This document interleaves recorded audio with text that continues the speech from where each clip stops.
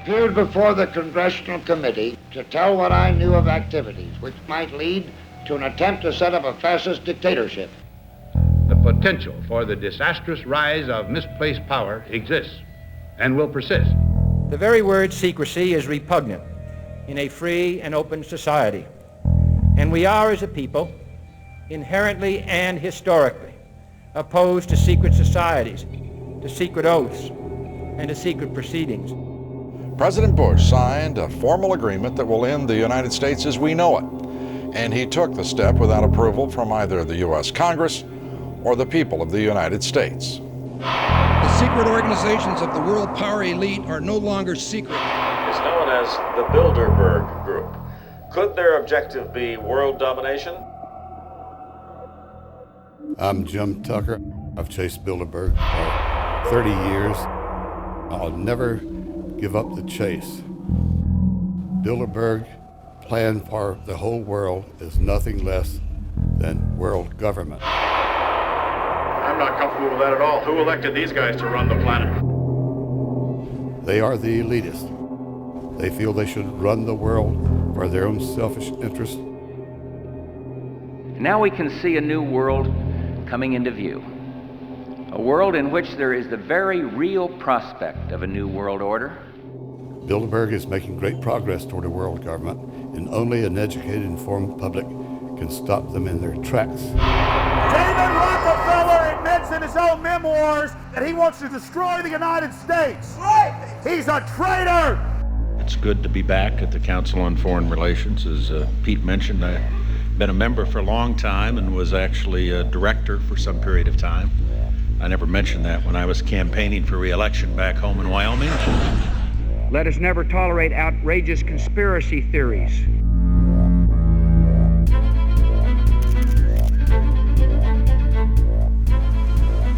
I need you to move off the property, please. Some shots were fired.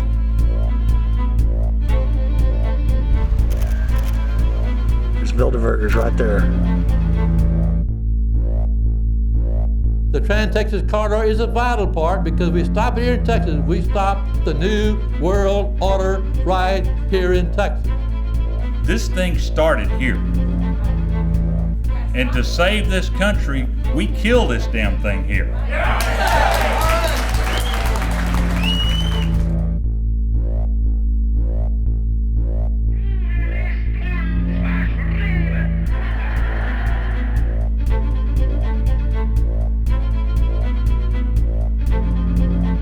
There is a chance for the President of the United States to carry out a phrase his father used, and that is a New World Order.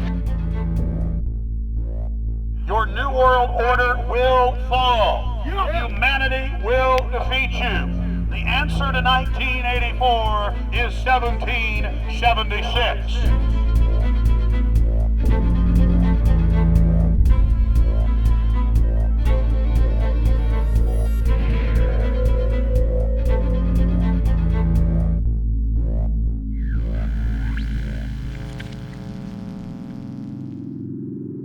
In the near future, Earth is dominated by a powerful world government. Once free nations are slaves to the will of a tiny elite. The dawn of a new dark age is upon mankind. Countries are a thing of the past. Every form of independence is under attack, with the family and even the individual itself nearing extinction. Close to 80% of the Earth's population has been eliminated.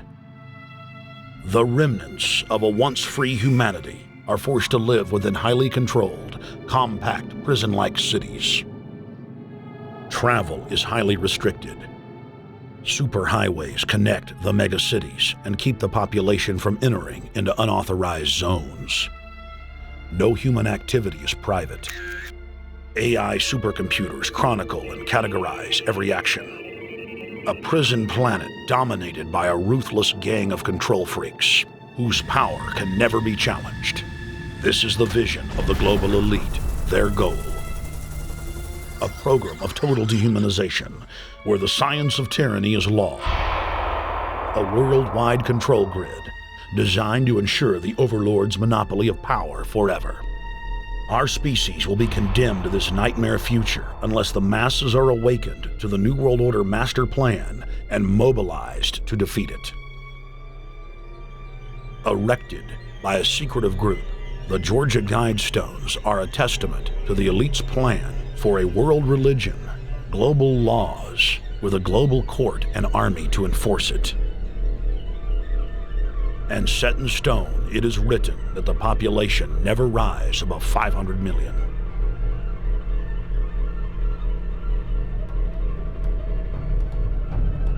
In this film, you will learn how our world is truly governed.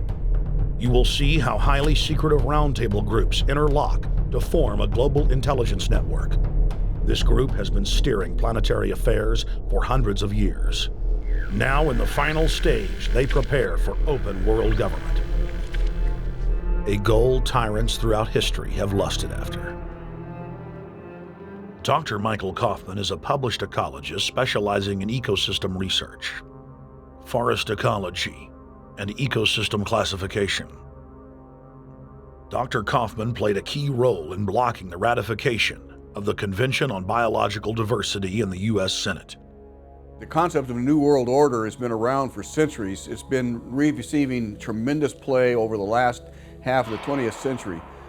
George Bush, the first senior president, George Bush, used it a lot in his speeches and really implies that he really wants to see a order in which we have a universal or a global type of governance in which every human being on planet Earth is ultimately responsible to policies that are being formulated at the international level. It is a big idea, a new world order.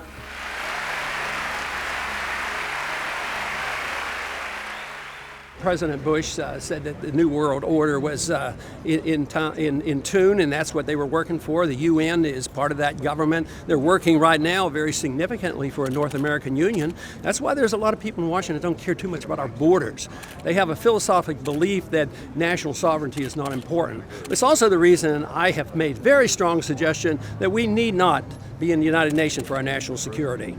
It's really always the same. You go back throughout all of history, the Roman Empire, the Soviet Union, Hitler during the Nazism was always saying that it's going to create the utopia for the average person, when in fact, history always shows that it does exactly the opposite. Conquest and empire is as old as civilization. Babylon, Egypt, and Greece. They all built empires in an attempt to rule the world. The Roman system at its peak dominated the known world. Complex governmental systems were developed to control diverse populations. During the period between the 15th and 19th century, new empires emerged and again waged war for supremacy. The nobility, as well as the thriving merchant class, were financed by a handful of private banks. Many of the great money houses would hedge their bets and finance both sides of a war. Sophisticated intelligence-gathering networks gave the financiers a clear edge over the governments they were slowly gaining control of. On the 18th of June, 1815, agents of the British arm of the Rothschild family looked on as Emperor Napoleon Bonaparte fought desperately to save his army from the jaws of a British-Prussian pincer attack. A Rothschild agent was able to get the news of Napoleon's defeat at the hands of Lord Wellington to Nathan Rothschild, a full 20 hours before the news reached London. Nathan, the head of the British arm of the Rothschild family, put out the rumor to the London Stock Exchange that Napoleon had won the war. Stocks plunged by 98%, and Rothschild was then able to buy up the entire British economy for pennies on the pound. When the news of Napoleon's defeat finally arrived, stocks soared. Britain was now the undisputed ruler of Europe, and Rothschild ruled England. The already dominant British Empire grew even more aggressive. Her troops and bureaucracy spread across the globe. the sun never set on Britannia's holdings. The banking cartel funded, in fact, since about 1800, they have funded both sides of almost every war. And of course, they're getting the interest off of the loans that they've given the various governments and the wars that they have actually helped stimulate and create. By 1900, Germany was a rising force and a leader of the Industrial Revolution. World War I, for instance, there was absolutely no reason to have World War I, except that it was an ideal opportunity for the banking cartel to make a pile of money by funding both sides of that particular war. On June 28, 1914, the heir to the Austrian-Hungarian throne, Archduke Franz Ferdinand, was assassinated while traveling in a motorcade.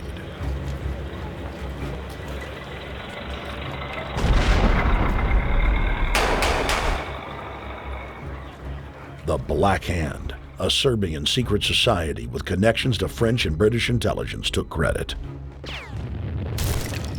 World War I had begun.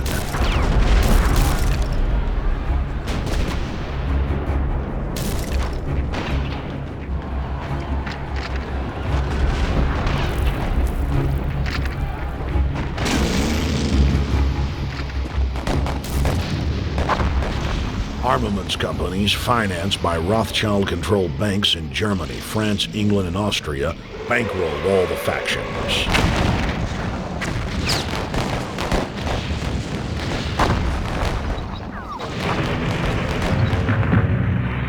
At least 20 million were killed in the war. It was a conflict so terrible the people vowed to never fight again. They dubbed it the war to end all wars.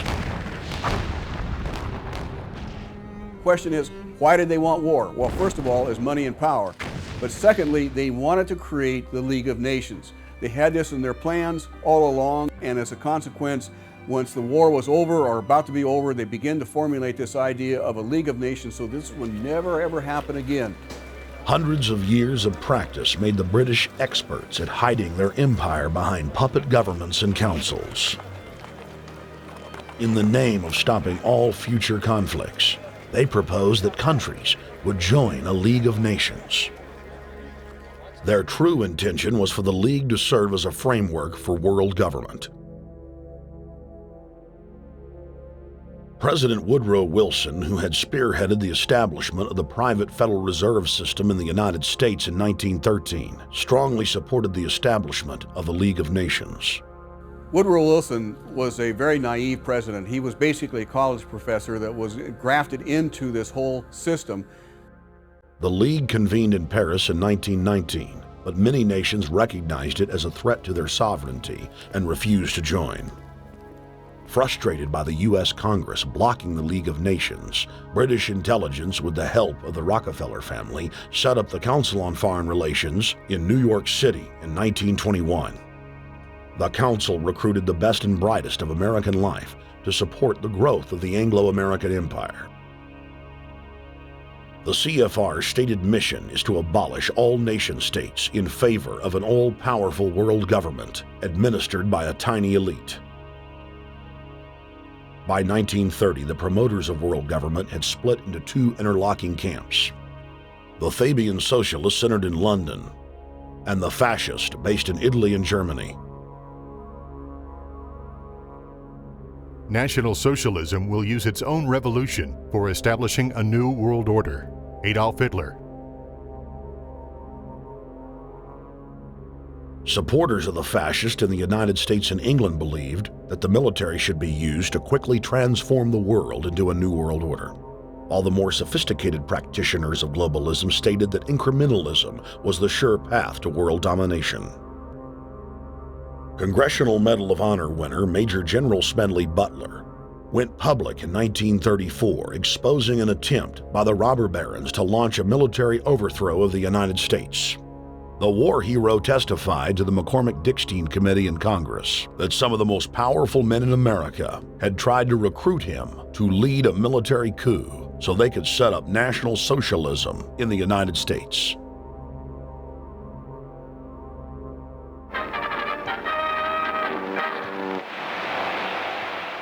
I appeared before the Congressional Committee the highest representation of the American people under subpoena to tell what I knew of activities which I believe might lead to an attempt to set up a fascist dictatorship. I was supposed to lead an organization of 500,000 men, which would be able to take over the functions of government. The fascist had also made deep inroads in England. Edward VIII, King of England, was forced to abdicate the throne because of his public support for Hitler. Das ist sich dabei nicht nur das negative Problem der Bekämpfung dieser Lehre und ihrer Organisation handelt, sondern die Durchführung der positiven Aufgabe der Gewinnung des deutschen Arbeiters für den nationalen Staat.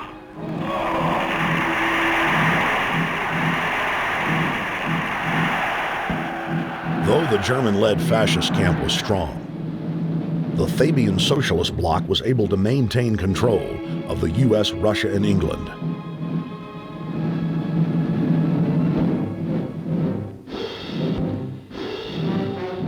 In the build-up to World War II, and during the conflict, the bankers again financed both sides, just as they had done with Napoleon.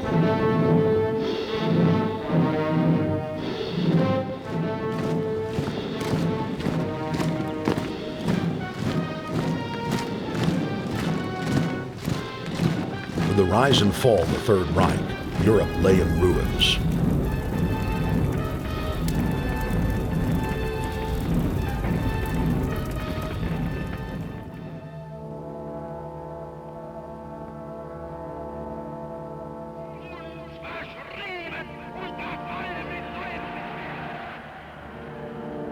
Once again, the elite claimed that only global governance could save humanity from certain destruction. And this time, the elite would succeed in setting up their world body.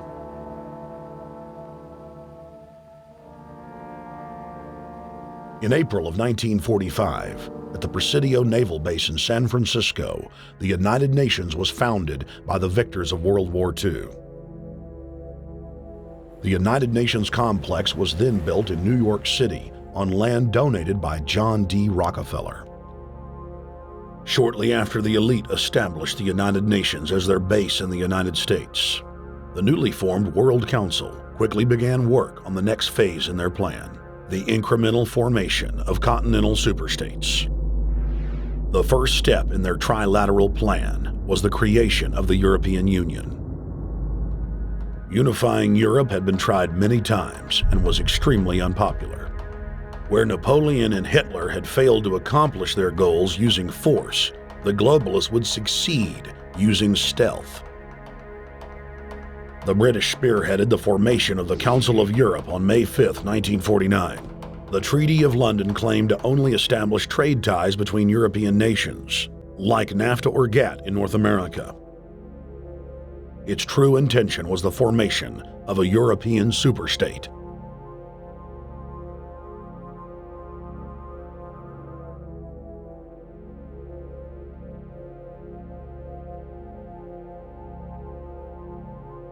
In 1954, the elite of the planet met in secret at the Bilderberg Hotel in Oosterbeek, Holland. The Bilderberg Group would later admit that their mission was the formation of the EU. Once the EU was established, under the guise of trade deals, a North American Union and Asian Union would be formed. The three interlocking superstates formed the core of the global government, while the United Nations would serve as a world regulatory and enforcement body over the Third World subregions. The Bilderberg Group consists of the heads of all of the managing roundtable groups that steer individual countries. Picture the elite power structure of the world as a giant pyramid, with only the elite of the elite at the tip top of the capstone. The group has been so secretive that until the mid-1980s, the controlled corporate media denied its existence. Into the late 1990s, coverage only consisted of rare one-line mentions.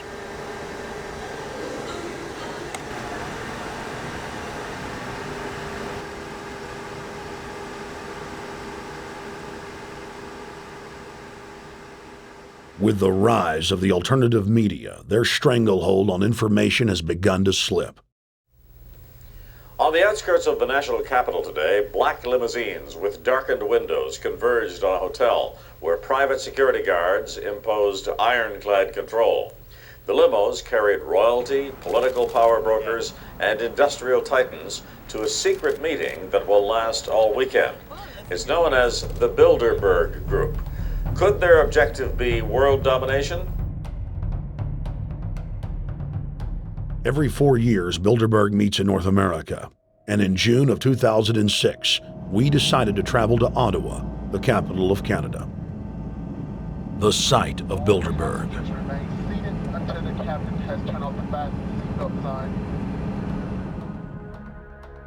In Bilderberg's long history, many reporters attempting to cover the group have been harassed, detained, and even jailed. I jokingly reassured my cameramen that the horror stories we'd read about were probably exaggerated. I was wrong.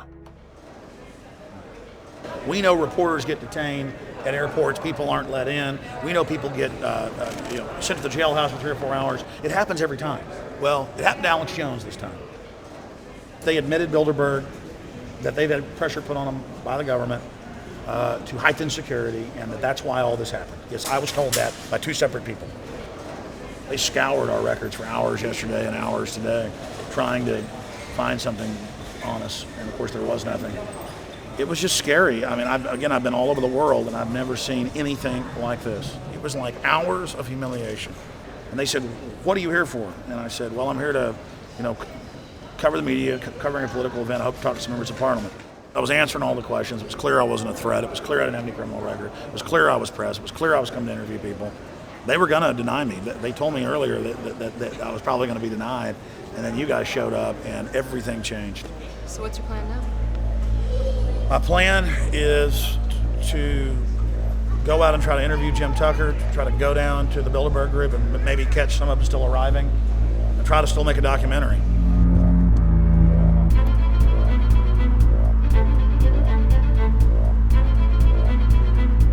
So instead of being here at 8 a.m.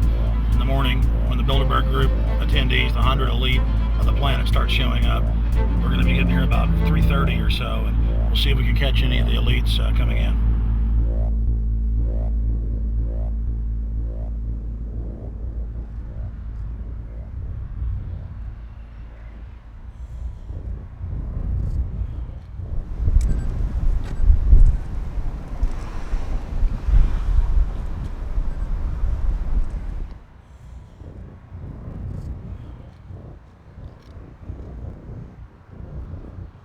What do you think's on the agenda for this edition of the Bilderberg Society's annual meeting?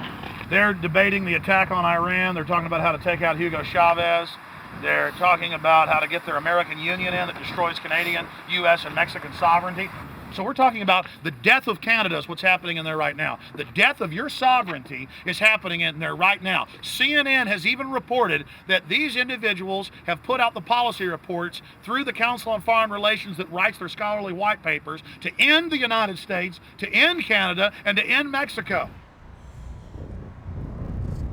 About 10 have come in. They've been coming in slowly in typically big black cars with what appears to be bulletproof glass, and we've got a few pictures of some of the people. We're being kept well back from the building by an awful lot of security people, but there'll be more security as this thing develops. Again, just a reminder to stay off the front, okay? I am. This is the line. We checked with the city. Thank you. How you doing? Yeah. Okay.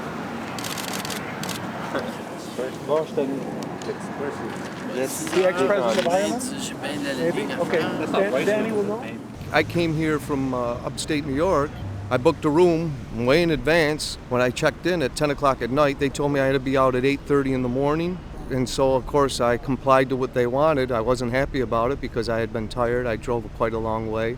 Then I went down to have something to eat, and I just saw a bunch of security here, and I was wondering what was going on, and I asked questions.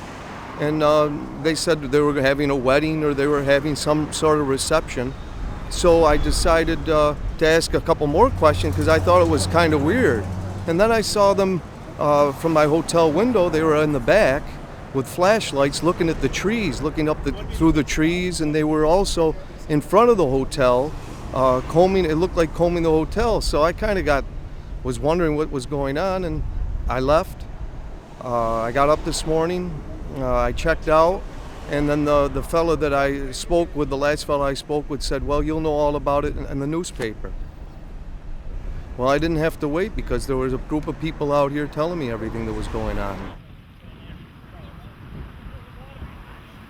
They're not fooling anybody any longer when you've got this many cops, and detaining Alex Jones at the border.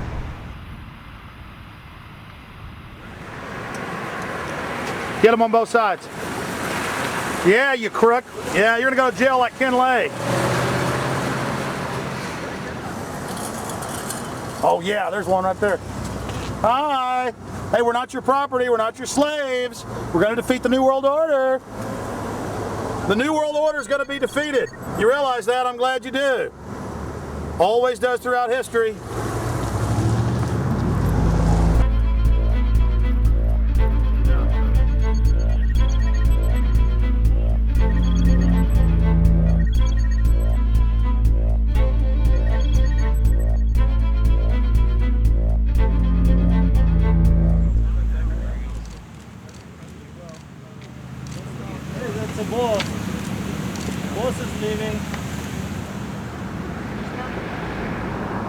Etienne Davignon is the honorary chairman of the Bilderberg Group,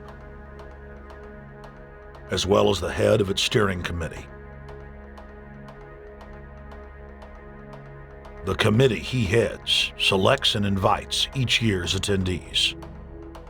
In the last decade, the list of attendees has been leaked to reporters by moles on the inside. Veteran newspaper reporter Jim Tucker has been covering the Bilderberg meetings for over 30 years and has physically attended more than 20. We traveled back to our hotel to see if Jim Tucker received the 2006 list. First heard about Bilderberg in 1975, and I said, I don't believe it. That's not possible. Who in hell's Bilderberg? I spent 20 happy years with metropolitan newspapers. All the wires are clicking at my ear. That could not happen without me knowing about it. And the thing that first impressed me most was columns in 1957 by the late, great Westbrook Pegler, widely syndicated columnist. He wrote 2 lengthy columns about how approximately 100 leaders of international finance, heads of state, high public officials were meeting behind armed guards and closed doors on Jekyll Island, sealed off. What are these powerful internationalists doing? And why is it so secret? Why do they have armed guards outside? Why is it sealed off? The newspapers totally ignore it. Not a word. Total blackout in the United States. Since then, I've never stopped pursuing Bilderberg, or the whole international gangster organization led by Rockefellers and Rothschilds, as they manipulate the world for their own selfish interest.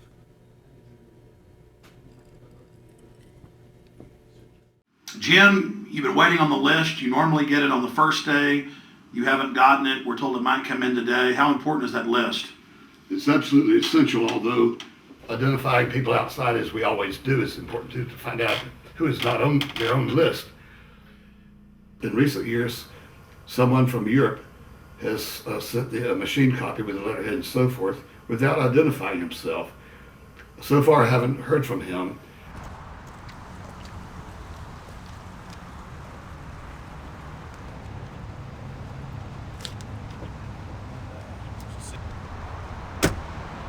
Well, Bilderberg assumed that name in 1954 at their first meeting as Bilderberg at the Bilderberg Hotel. It's a little bit like Shakespeare's As You Like It. They say to Shakespeare, what do you want to call this book? And he says, As You Like It, meaning whatever you want to call it. And they thought it was dictation, so one of his plays is called As You Like It, and the title has nothing to do with the play. So that's how the Bilderberg came by their name. Now, they had been meeting for half a century. The moneyed class had been meeting But they decide they have to meet systematically every year, well planned in advance, in addition to maybe other smaller meetings throughout the year. Sure this is the right turn, Jim? No. Let's see if you can start.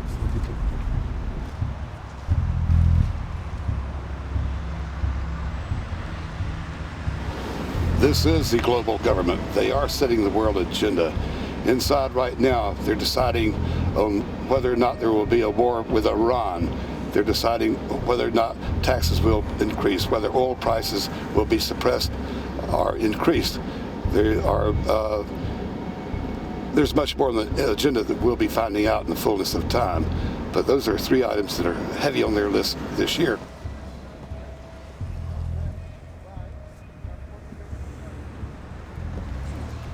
This is Jim Tucker, ladies and gentlemen. 27 years covering these crooks. Mr. Tucker, pleasure to meet The you. media said he was crazy, it didn't exist. Now we forced him.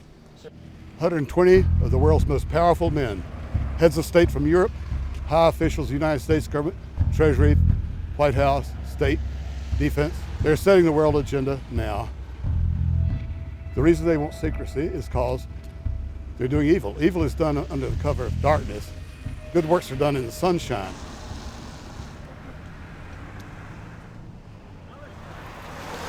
Hi, how you doing?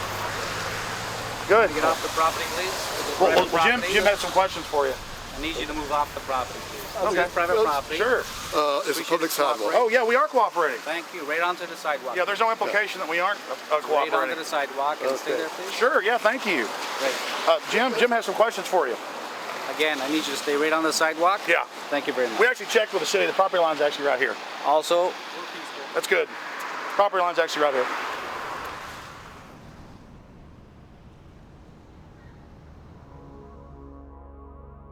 We are on the verge of a global transformation. All we need is the right major crisis, and the nations will accept the New World Order. David Rockefeller. We saw David Rockefeller and the Corn Black at the beyond the hotel, and they had no bodyguards. One of my friends shouted, "Hey, Rockefeller!" and he turned back and he was afraid. My name's Rene. I'm from Manitoba. Drove about 26 hours to get here, just to show that I'm against the Bilderbergers, just to fight for my freedoms, fight for my rights, make sure that my children can grow up in a free country. My name is Daniel Estrelin, and I've been doing this for the last 15 years. I'm from Canada. I'm very proud of my country because, as you can see, there are a lot of people covering the Bilderberg conference. Last year, it took me 14 and a half hours to get to Munich. I was pulled off the plane in Milan. I was pulled off the plane in Munich. They interrogated me 4 hours in both places. I was able to call a friend, a journalist in Rome, as a result of his presence and others. Calling the foreign ministry department in Italy, they backed off and they let me go. They basically told me that they're keeping an eye on me 24 hours of the day. The little hotel where we were staying at, Jim and I, out of the 20 rooms, 6 were occupied, 3 by the CIA and 3 by the German Secret Service. That's how serious these people are, and that's how afraid they are of actually what we may be able to reveal and what we actually do reveal publicly about the Bilderberger intents. Daniel Estrelin has covered the Bilderberg meetings in Europe and North America for more than 15 years. His book, Club Bilderberg, has been translated into more than 20 languages and is a global bestseller. Estrelin has photographed many past Bilderberg meetings. Rockefeller frontman Henry Kissinger is always a key participant. Here you see the president of the CFR, Richard N. Haas, followed by Vice Chairman of Rothschild Europe, Franco Barnaby, who is speaking with Henry Kravitz. And behind them is Richard Holbrooke, former U.S. Ambassador to the United Nations. The head of Daimler Chrysler, Jürgen Erich Schrimp, arrives by helicopter. Here, the owner of the Washington Post, Donald Graham, escorts Indra Nooyi, the head of PepsiCo. Queen Beatrix of the Netherlands, whose father, Prince Bernhard, founded Bilderberg, is a leading figure in the group. Of course, globalist kingpin David Rockefeller, seen here with his bodyguard, James Ford, always attends. The then newly appointed World Bank chief Paul Wolfowitz is photographed at Bilderberg 2005. It has been reported that Wolfowitz had attended previous meetings while still the Deputy Secretary of Defense, a violation of the Logan Act. Under the Logan Act, it is a felony offense for any member of the federal or state government to meet with members of a foreign government without the express authority and authorization of the President or Congress. Put simply, it is illegal for members of the government to meet secretly behind closed doors with foreign power brokers due to the problems of corruption and espionage that it breeds. For this reason, many prominent politicians attend, but their names do not appear on the official list. Despite the Logan Act, the governor of New York's name, George Pataki, does appear on the list, and we were able to catch the governor on tape walking with David Rockefeller at Brook Street. Multiple staff members inside Brook Street reported to us that Hillary Clinton attended for half a day. Several armored limos with diplomatic plates did arrive with police escorts and offloaded their passengers in the underground parking garage out of the sight of the press. Former World Bank President James Wolfensohn sardonically stared at our cameras. Do you think they're upset about the fact that they're being exposed? Well, I'm sure they are. I mean, look at the tinted windows. They don't want to be seen. They don't want even anybody to know they're here. So I'm sure they're ticked, and that's why we're here to try to expose them. Do you think that they were angry that they were on the front page of the local paper today? You think they're in there reading it right now, Jim? Yes, but I don't think they're happy about it. They prefer nothing at all, no publicity. They prefer absolute secrecy. Yeah, you better look away. We're not your slaves. You don't own me.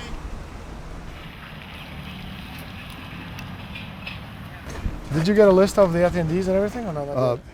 No, I've asked for one under a slight variation of my name, and I don't know if I'll get it or not. Also, it could happen today. For the last 3 years, I get back to the hotel. And there's a copy there waiting for you. Somebody who does not identify himself. I mean, I'm not just not revealing the source. I don't know the source myself. But the facts, because they want the Bilderberg letterhead on it, and makes a nice memento. Perfect. Alex. Yeah. That's Chalabi, eh?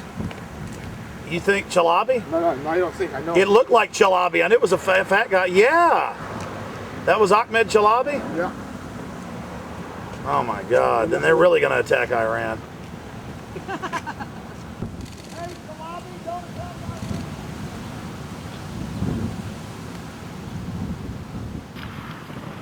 I've seen this guy around a lot. This guy is too president. I have it. It's S. Scandinavian. Adrian Woolwich. Maria Monti. Over the last couple of years, they've been reeling with the amount of leakage that they've been experiencing, so it's getting harder and harder. But again, it will never get too hard for us because of the sources that we have inside are top-notch sources. People who are actually working for them, the Secret Service, the second layer, people in the Bilderbergers, the clerks, the administrative office, they're there. They are our eyes and ears, and every time there's something out, we always get the information.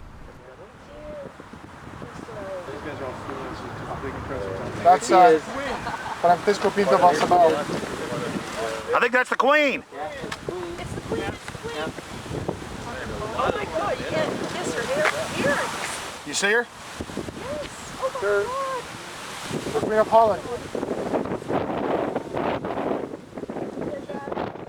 What usually happens, the Secret Service guys who are protecting the Bilderberg delegates, the staff, the cooks, the chefs, when they actually get to see and to hear what some of these nasty people are talking about, they're the first ones to look for us and the first ones to make sure that we get the information from the meeting. We're very rigorous with information that does come out. We double, triple, and quadruple confirm the sources, make sure that all the information checks out. A lot of the stuff, the Bilderbergers have planted information, make sure that this disinformation nullifies the accuracy of the reporting, which is why we never publish the first thing we hear.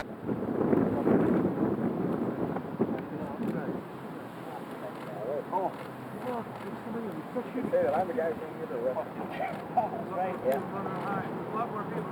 That looks like Rockefeller. The decisions that these people take, again, they're not only decisions affect business community, they affect politics, business, environment, across the entire spectrum. And these decisions are made and taken by a very elite group of people behind closed doors this year at the Brook Street Hotel. We are not privy to these decisions. We're not allowed to know what they're talking about, but we'll definitely feel the consequences of these decisions over the next 12 months when events which apparently by accident seem to happen, in fact, have been planned right here this year at Brook Street Hotel between 8th and 11th of June. What does it do when you get 120 of the most powerful people in the world getting together to have meetings with government officials? I mean, that's amazing. Well, it is what I mean is that they're planning the corporate agenda. They're not planning the democratic human journey agenda, in my opinion. Mussolini had a definition, is when the interests of the corporation take completely over from all other interests, and that's fascism. He said it should probably be called corporatism. Well, call it corporatism, call it fascism, call it neo-lib, neo-con. There's a whole variety of political words, depending on which side of the stripe you come from, to start with, which describes the thing. But what they are describing is the complete end of democracy, the end of what matters to people, the end of what happens to the human journey. And for that reason, I think this is revolting. Ladies and gentlemen, we're here in Canada today to stand up against the Bilderberg Group that is attempting to get rid of the sovereignty of the United States. The truth of your world government has now been exposed. We know you are ruthless. We know you are evil. To David Rockefeller, to the Rothschild representatives here, to the Queen of the Netherlands, to all of you, we tell you, you are not our queens. You are not our kings. You are not our gods. We do not belong to you. We are not your slaves. We stand as free humans, have stood since the beginning of time against the strong men, against the thugs, against the bullies. We will defeat your world government. We will defeat world taxation. We will defeat your control grid. God is on our side. I stand before the creator of the universe, and I ask the creator of the universe, as our founding fathers did in 1776, to lead, guide, and direct us, and to give us the power and the foresight and the understanding and the will to stand against your entire agenda, including your final plan of world population reduction of 80% that Henry Kissinger penned in 1973. Why do you put mercury in the vaccines, sodium fluoride in the water? Why? Why do you put cancer viruses in the vaccines? Why have you used depleted uranium now in 4 separate nations? You're arrogant. You have the sickness that elites have had throughout history in their literal and, in some cases, figurative ivory towers. You believe that you're invincible. You will and you are failing now. Your New World Order will fall. Humanity will defeat you. The answer to 1984 is 1776.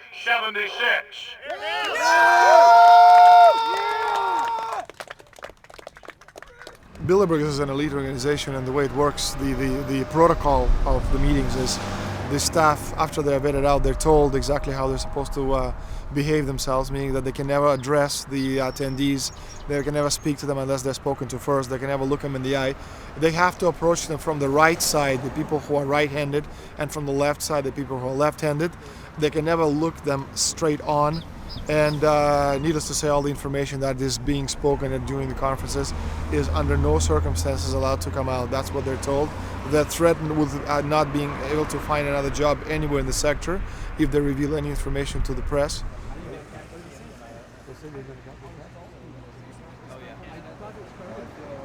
Richard Holbrooke?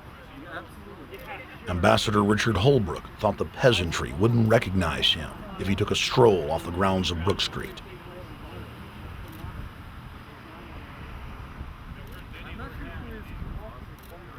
Holbrooke cackled when I told him that we were not his slaves. Holbrooke, we're not your slaves, Holbrooke.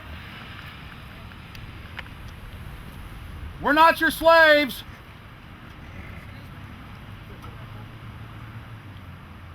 Holbrooke, we don't belong to you. We're not your property. Get back on the sidewalk. We're free humanity! Yeah, there he goes. Howard. They love it.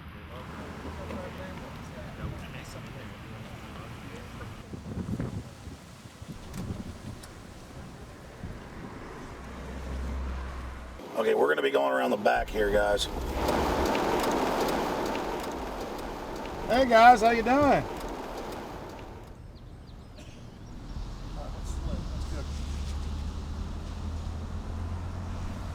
There are several rings of security service. The American delegation at every Bilderberg meeting is usually protected by the CIA and a special division of the US Army. The British delegation is protected by the MI6. Israelis usually are protected by the Mossad. The Ottawa police, in this case, working for the security, they have very little, actually they don't have any information at all on what the meeting is about. They didn't know who the Bilderbergs are. Then there's an elite private firm protecting the perimeter, doing all the dirty work, such as shooing all the photographers and bothering the protesters. But you know, that's like piddly stuff. All the heavy stuff is done by the security service, such as the CIA, MI6. Some years ago, my legs were a little bit stronger than they are now, and I'd crept over a fence under cover of darkness and approached. The cops started yelling and pointing at me, so I ran with speed I didn't know I still had, and some shots were fired, but they were far above my head. I mean, they were intimidating, but they were not really trying to kill me. Not when sharpshooters are fired far above, 20 feet above your head. Bilderberg was founded by David Rockefeller and the Rothschilds of Britain and Europe. They're still the main powers. Baron Evelyn D. Rothschild, a male, attended for many years. Rothschild is still represented. You'll see them on the list of participants. Somebody representing the Rothschild group. They are the main powers behind Bilderberg. Dutch Shell is part of the Queen's fortune. Of course, the Rockefellers have always had heavy oil interests. That was the original source of their old money from the old man. Jim just got the official Bilderberg letterhead list from his mole inside the Bilderberg group. Let's go look at it. Wall Street Journal.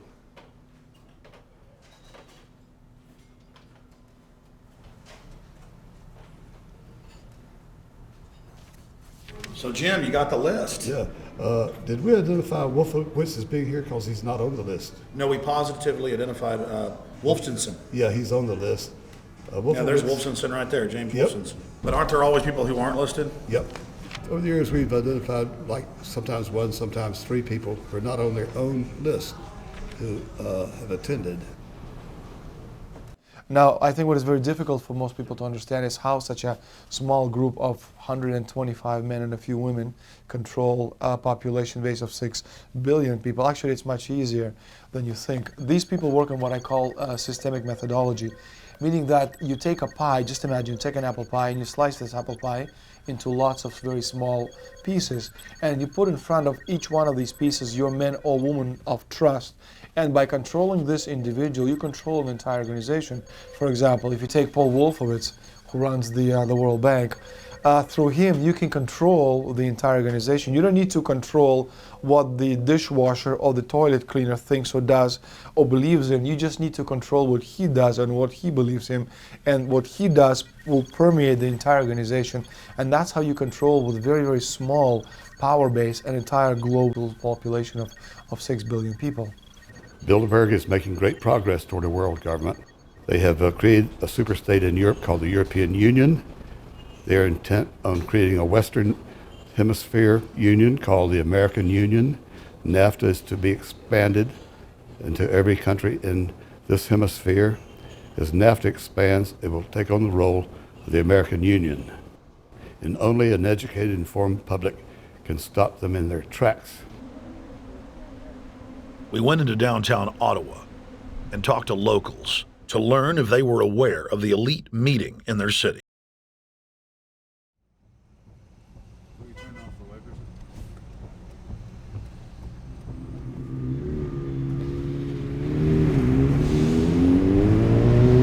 Hey guys, attention just for a second.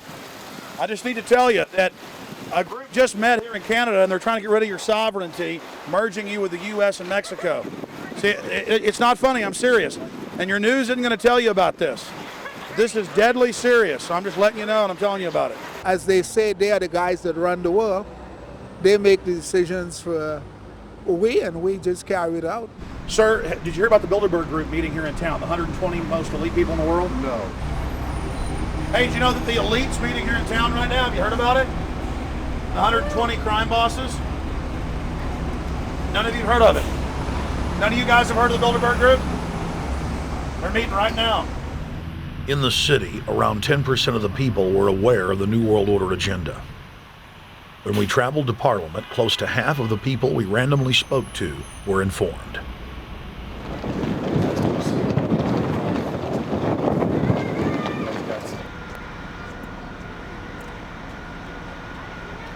Ma'am, what did you say about the American Union? It's going to end up happening. We don't want it, but it's going to happen. Why do you think? Because the Bilderberg Group runs the world. You have the Trilateral Commission that's also part of the Bilderberg, which is the United States, Europe, and Asia. But most of this is public knowledge.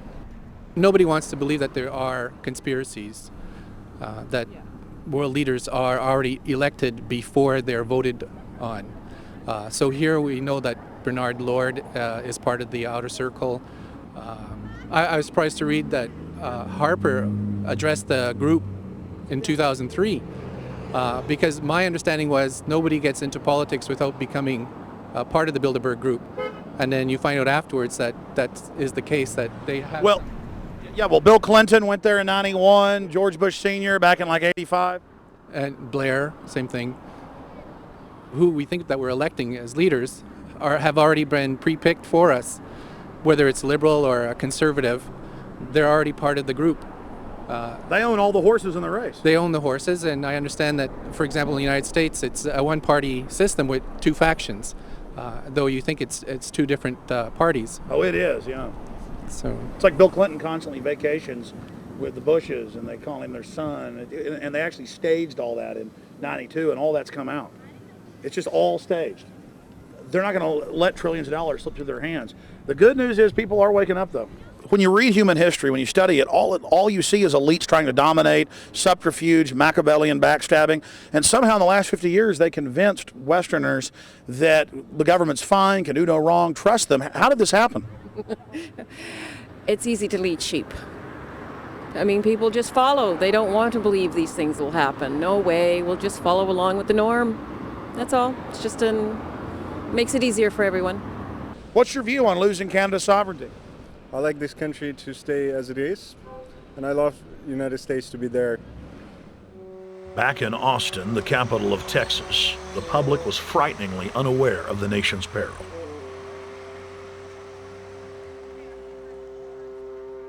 Have you heard about the North American Union? Not really, no. I don't watch TV. No, I haven't. Interesting. I was not aware of that. I don't know exactly what you mean, so. I don't think there's going to be a merger of the three nations. No, I have not. No. No, I didn't know this was happening, so. Yes, I have. Oh, you have heard about it? Yes. After that big rally the other day, don't know about it? I don't know about anything. No, I have not. Have you heard of the European Union? I have, yes. Are you aware of the European Union? Oh, yeah, of course. Have you heard about the European Union? Heard about them. Do you know about the European Union? No. Europe, 15-member group expanding? A what? 15 nations of Europe merging in 2000. Whatever. For over 50 years, the Bilderberg Group constructed the European Union by stealth under the guise of trade deals. Now the elite are using the same secretive program to complete the North American Union. But this time, superstate integration is on the extreme fast track. International agreements like NAFTA, GATT, and APEC were just stepping stones in the formation of the NAU. The North American Union was officially born at Baylor University in Waco, Texas, on March 23, 2005. The leaders of the United States, Mexico, and Canada told the press that they were only meeting to discuss trade. It soon leaked that a secret meeting had been held during the Security and Prosperity Trilateral Summit. The three governments had refused to release the secret agreement to the people. In September of 2006, their treasonous operation was blown wide open. From September 12th to September 14th, in Banff, Canada, hundreds of elected and appointed government leaders from Canada, Mexico, and the United States met in secret. On the last day of the conference, someone inside the secret North American Union Forum leaked the agenda. The front pages of newspapers across Canada carried the story. The Judicial Watch Foundation submitted Freedom of Information Act requests to obtain the full agenda and minutes of the secret assembly. Many federal agencies refused, citing national security. The foundation finally succeeded and did receive thousands of pages of documents. The documents marked unclassified are the blueprints of a shadow government ruling by bureaucratic and executive fiat. The pages chronicle an already operating North American Union. Transportation, law enforcement, agriculture, regulation, banking, manufacturing, construction, education, immigration, and even the military are being merged with no input from the people or their elected representatives in Congress and Parliament. One of the first items on their agenda was to stress how important it was that their plan, quote, be carried out by stealth. The controllers also talked about exploiting the public's fears of climate change to push a continent-wide tax to fund the new government. Globalist tool Robert Pastor is incessantly paraded on the world stage as the man behind the North American merger. When he testified before Congress, he pushed the idea of a continental security perimeter that erases national boundaries and merges the security apparatus. The best way to secure the United States today is not at our two borders with Mexico and Canada, but at the borders of North America as a whole. In fact, the North American Command, based in Colorado Springs, Colorado, was clearly running the meeting in Canada. For the past decade, the Pentagon has been training with Mexican and Canadian forces and has openly discussed using them inside the United States for disasters and to quell domestic unrest. There are already over 100,000 non-U.S. citizens serving in the U.S. Armed Forces. The Pentagon is now expanding its recruiting centers in Mexico, the Philippines, and Eastern Europe. Big city police departments nationwide are lobbying to change laws so they can recruit non-citizens to join the police force. What we are witnessing is a Red Dawn scenario in slow motion. Tyrants throughout history have brought in foreigners to oppress their domestic populations.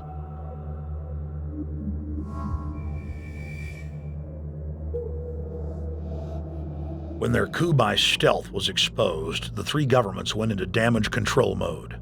The Security and Prosperity Partnership quickly staged a show summit that was held in Ottawa, Canada in February of 2007. It is the only way that we can achieve security and prosperity for our people is through this cooperation. We actually occupy one physical space, the North America. We've also had a chance as foreign ministers to talk about how we cooperate in the region and indeed in the world.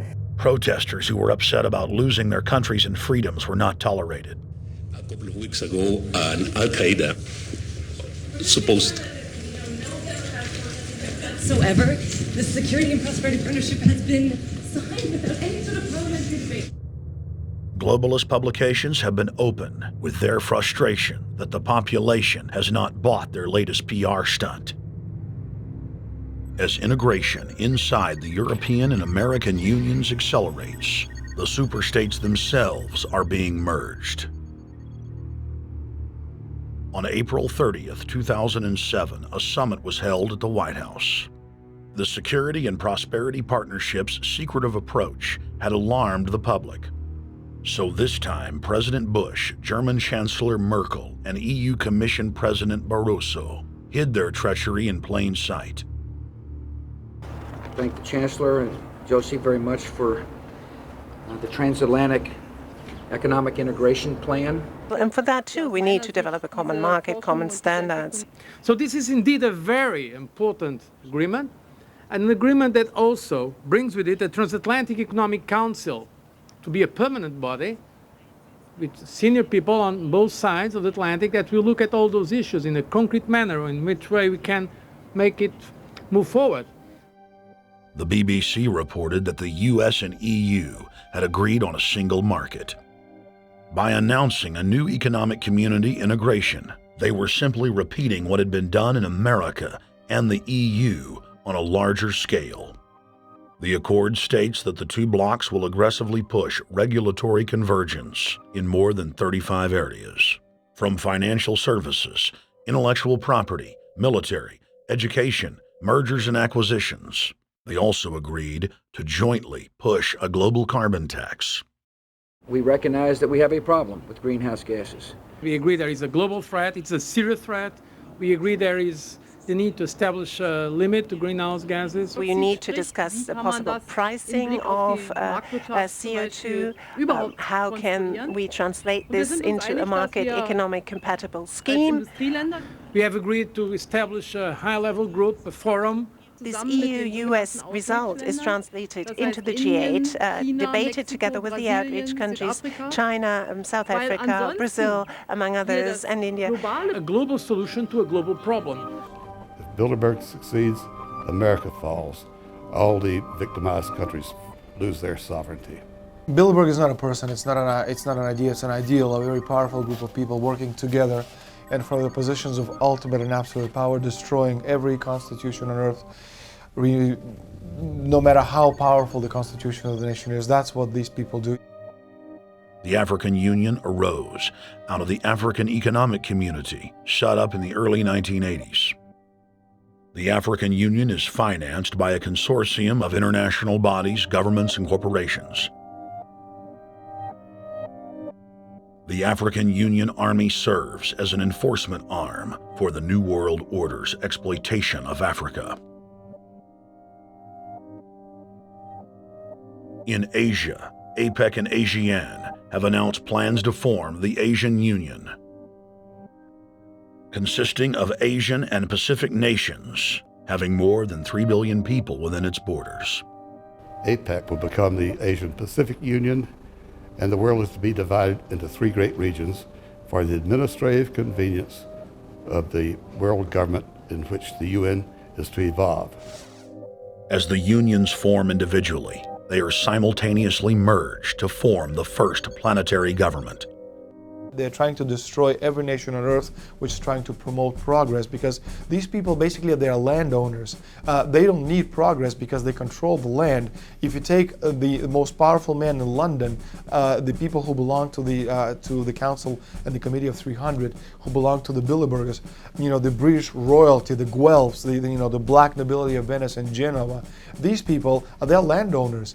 The New World Order is the Old World Order. I mean, it's just the names have changed, the appearances have changed, but the concept hasn't changed. The idea is still to bring the men back, kicking and screaming back to the Middle Ages, post-industrial age world order. One of the things that is very shocking to most Americans is the fact that the United Nations Global Biodiversity Assessment, which came out in 1995, clearly shows that in order to protect planet Earth, we have to go back to a feudal system. They actually said that in the document. To craft a modern feudal society, the globalists are implementing a standardized North American Union ID card to track, trace, and control their serfs as they travel throughout the 3 regions of the NAU. Building on the massive displacement of humanity caused by globalization, the New World Order is rapidly constructing the physical infrastructure of the North American Union, the NAFTA Superhighway Control Grid. I'm Arthur Peterson, Colonel retired in the Army. I see things today that are happening that would make my friend who died in World War II turn over in their grave. To think that people would even consider confiscating land of farmers and ranchers and taking their homes away from them to turn it over to a foreign company in Spain, which was controlled by Don Carlos, I understand, a notorious socialist, and they get the tolls on Texas land for 50 years. The proposed Trans-Texas corridor would be a patchwork of superhighways and railroads stretching 4,000 miles from the border of Mexico, cutting through Texas to Oklahoma. A lease has been signed that would make Texas Highway 121 a toll road. A private Spanish company won the bid to build and collect the tolls for the next 50 years. These deals with private companies are being negotiated largely in secret, and many state lawmakers are worried taxpayers are being sold down the road. Critics say it's a threat to our national security. It's part of a plan for a North American integration being carried out by government and corporate elites without congressional or voter approval.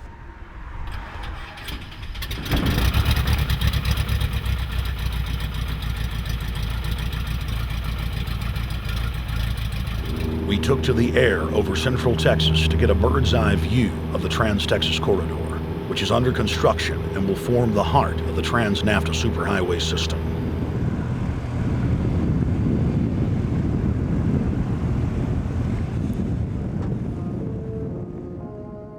History repeats itself. 2,000 years ago, all roads led to Rome. Rome constructed and maintained more than 10,000 miles of roads throughout its empire. The roads were used to project Roman military power, to control commerce, and to bind the nations and peoples they ruled.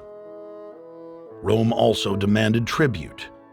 Roman subjects from Albion to Judea were forced to pay a tax to use the roads.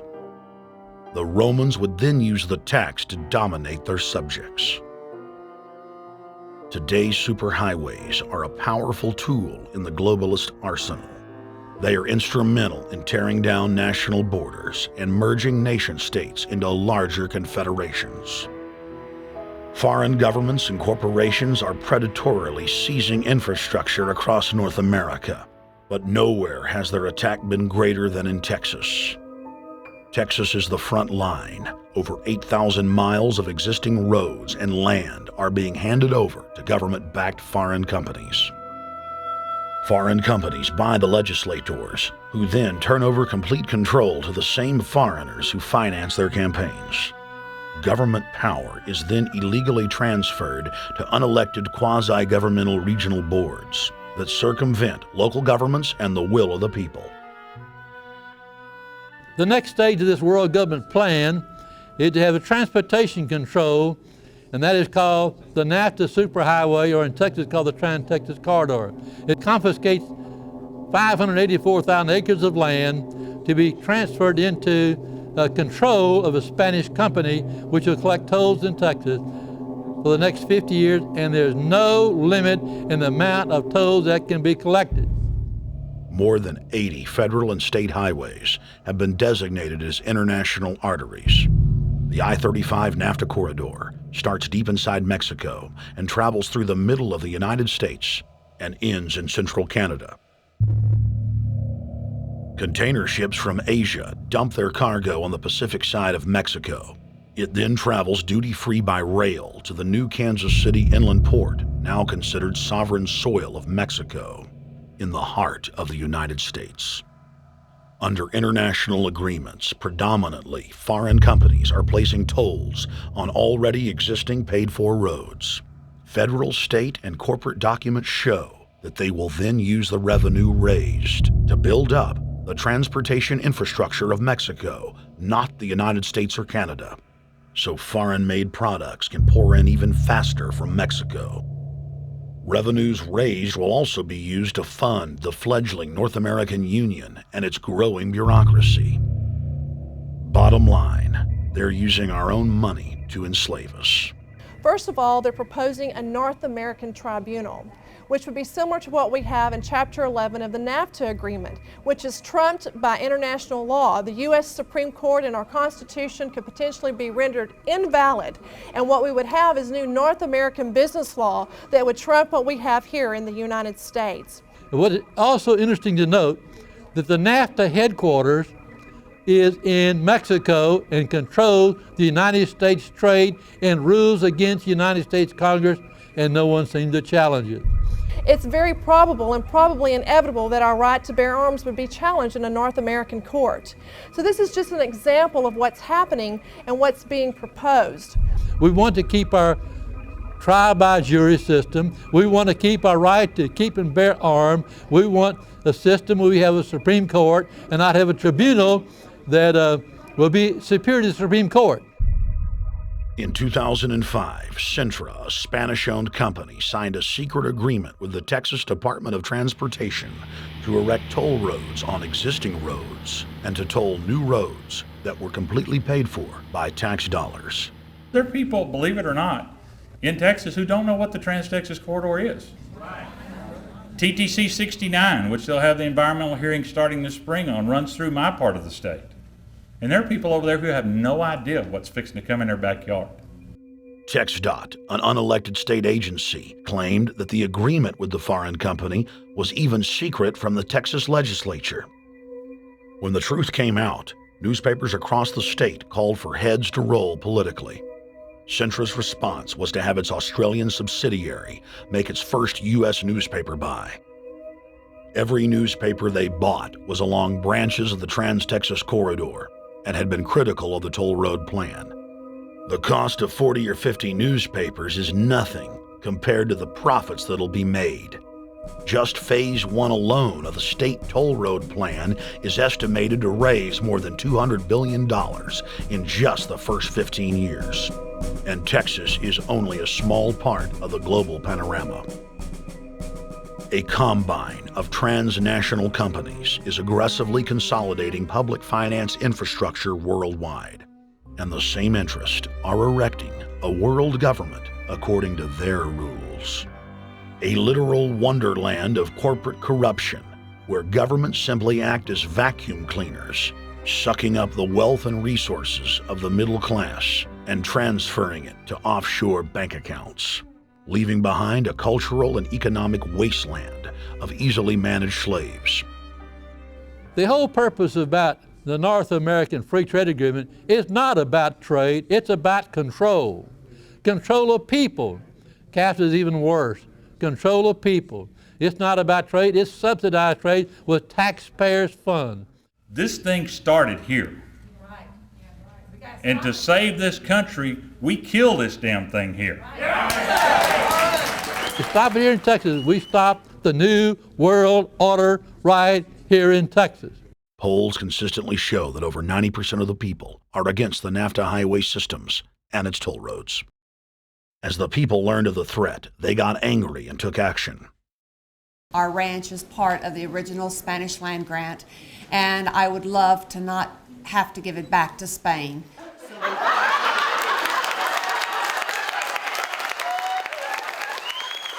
Opponents of a proposed superhighway today held a major protest.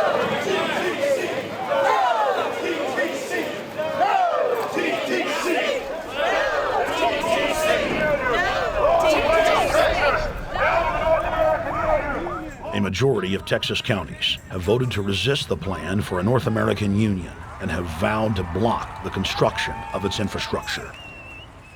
Heck, we already know in a law that was passed by a subservient United States Congress, where practically nobody in the entire Congress stood up and said no, they've already passed a law saying all their driver's licenses are going to be chipped. Well, I'm telling you right now, I'm not going to carry in a driver's license that's got a chip in it so Big Brother can watch everywhere I go and see everything I do. No, no, hell no. No, all of it. No, no. We, the people, own this plot of ground. We, the people, own those trees there. We, the people, own our beautiful Texas, and we are not going to let a bunch of crooks and robber barons take our beautiful Texas away from us. Hell no! Hell no! No, no, no!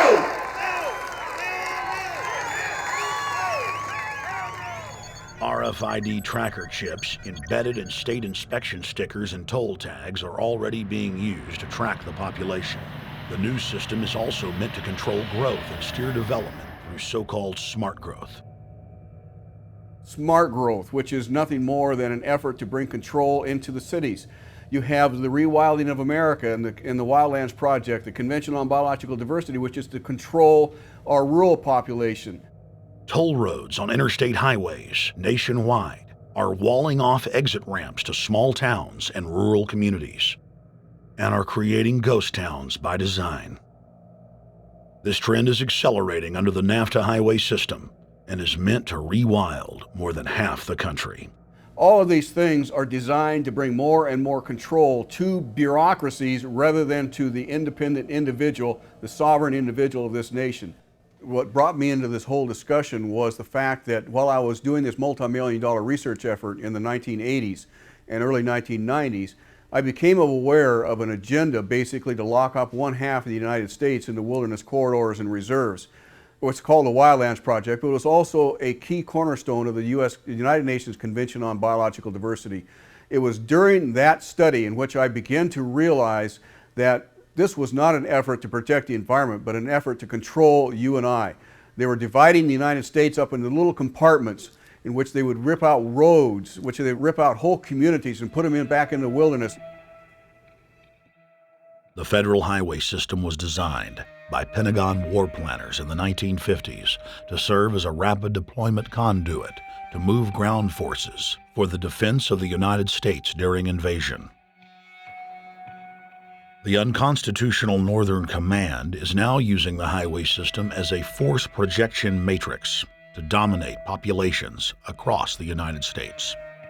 Through federally funded emergency command centers, county and city governments are being quietly federalized nationwide. Billions of dollars per city is being spent to install millions of surveillance cameras. Every town and hamlet, no matter how small or remote, is surveilled. License plate reading software tracks Americans' movements wherever they go. New systems are being deployed that scan your face, read your lips, and analyze your walk. Under the treasonous Military Commissions Act, American citizens can be secretly arrested, stripped of citizenship, flown to offshore torture camps, and secretly executed. Under Section 802 of the Patriot Act, all misdemeanors are considered terrorism. Federal police squads called Viper teams randomly force Americans to line up and show their papers. From the sidewalks of Miami to the subways of New York to the streets of Houston, Texas, citizens are being searched by heavily armed gangs of paramilitary police.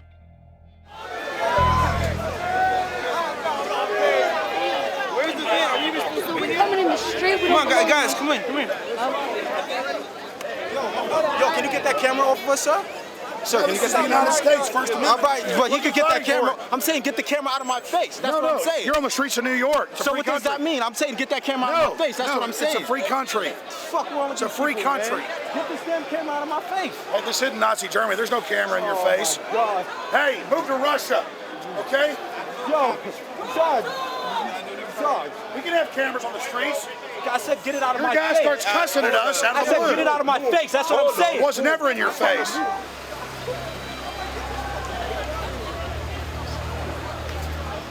Yo. Long before 9/11, the Pentagon was aggressively violating the federal law that bars the military from policing the American people. Coast to coast, for more than 2 decades, teams of troops would just appear out of nowhere and randomly stop cars and search pedestrians. The acclamation accelerated with regular Army searching bags at the Super Bowl and the Kentucky Derby, as well as other high-profile events. Then President Bush signed a Defense Authorization Act, which radically increased the funding for the already bloated shadow government. In the act, the executive branch formally announced that it was preparing for domestic insurrection and went on to preemptively strip the state governors and legislatures of their powers. The federal government is openly announcing that it is the only authority as it treats the people and the states as enemies. Then on May 9th, 2007, President Bush unlawfully granted himself new powers, and the presidency officially became fiat dictatorship. In the past, continuity of government has been shared by the legislative, judicial, and executive branches of government. Now, all power resides with the president. For the smallest of reasons, including, in the document's own text, any incident in the world, regardless of location, that affects population, infrastructure, environment, economy, or government functions can trigger, at the president's will, total martial law. It is important to add that the president is merely a puppet of the global crime syndicate and may not use the new powers, but simply pass them on for use by future puppet administrations.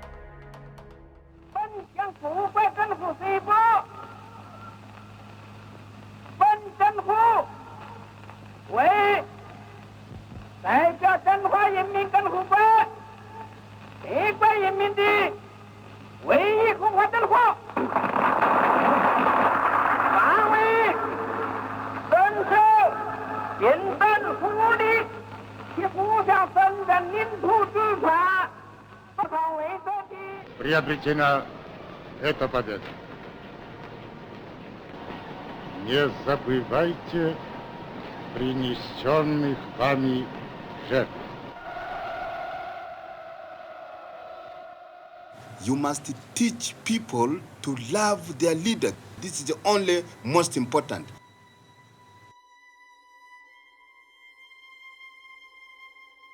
Why don't we learn from the mistakes of our ancestors? Why does humankind find itself bound in a cycle of bloodshed and enslavement? Predatory elites have always rationalized their oppression by claiming that they are superior and have the divine right to rule, when all they really are is a gaggle of ruthless psychopaths, parasitically feeding on the host population until their cancerous movement causes the collapse of the host.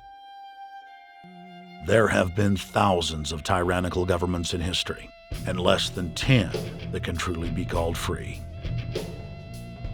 In the 20th century alone, over 150 million people were murdered at the hands of the state. In Russia, the Red Terror consumed the lives of more than 60 million men, women, and children. Hitler's war killed 22 million. During Mao Zedong's reign alone, more than 60 million peasant farmers were killed. And the list goes on. 300,000 innocent civilians killed in Guatemala. More than 2 million souls brutally murdered by the government of Cambodia. 1,500,000 killed in Turkey. 300,000 in Uganda. 800,000 plus hacked to death with machetes in Rwanda. Sadly, there are too many examples of innocent families being exterminated by their governments on an industrial scale to name them all. It is a historical fact that the state is the #1 cause of unnatural death. If you take the 150 million people killed by power-mad government in the last century and divide it by 100,000, the number of souls lost would fill the biggest sports stadium, packed with 100,000 screaming fans, 1,500 times over. That's 1,500 sports stadiums, crammed with 100,000 people each, all exterminated. For those who think it can't happen here or won't happen to them, you have been warned. The carnage witnessed in the last 100 years was only the preparatory phase of the New World Order's master plan. 少有常识的人都会看出，如果我们的铁骑继续前进，这个螳臂挡车的歹徒难道能够阻挡得了吗？ Hitler and Stalin's crimes are now part of history. But the communist Chinese system of evil is not content with racking up the highest death toll in history. The mass murder and enslavement is still going on today and enjoys the full support and sanction of the New World Order. 摄像机拍下的这个画面，同西方某些国家的宣传恰恰相反，正好说明了我们的军队 Communist China serves as a globalist laboratory, a proving ground where 1.4 billion people live out their lives as guinea pigs who serve as test subjects for the formulation of the brave new world. U.S. and British forces worked closely with Mao Zedong during World War II, and at the end of the war, they secretly backed Mao in driving out Chiang Kai-shek and the Nationalist. The OSS, and then the CIA, believed that Mao would have a stabilizing effect. Bill Clinton's mentor and Georgetown University political science professor Carroll Quigley explained in his book, Tragedy and Hope, how the Anglo-American Roundtable groups backed every brand of authoritarianism, from communism to fascism, to ensure that a centralized government dominates the population and the economy as planned. The elite are monopoly men. They seek to create monopolies and dominate populations through the barrel of a gun. In their writings, the leadership of the New World Order has continuously heaped praise on the corrupt communist Chinese model.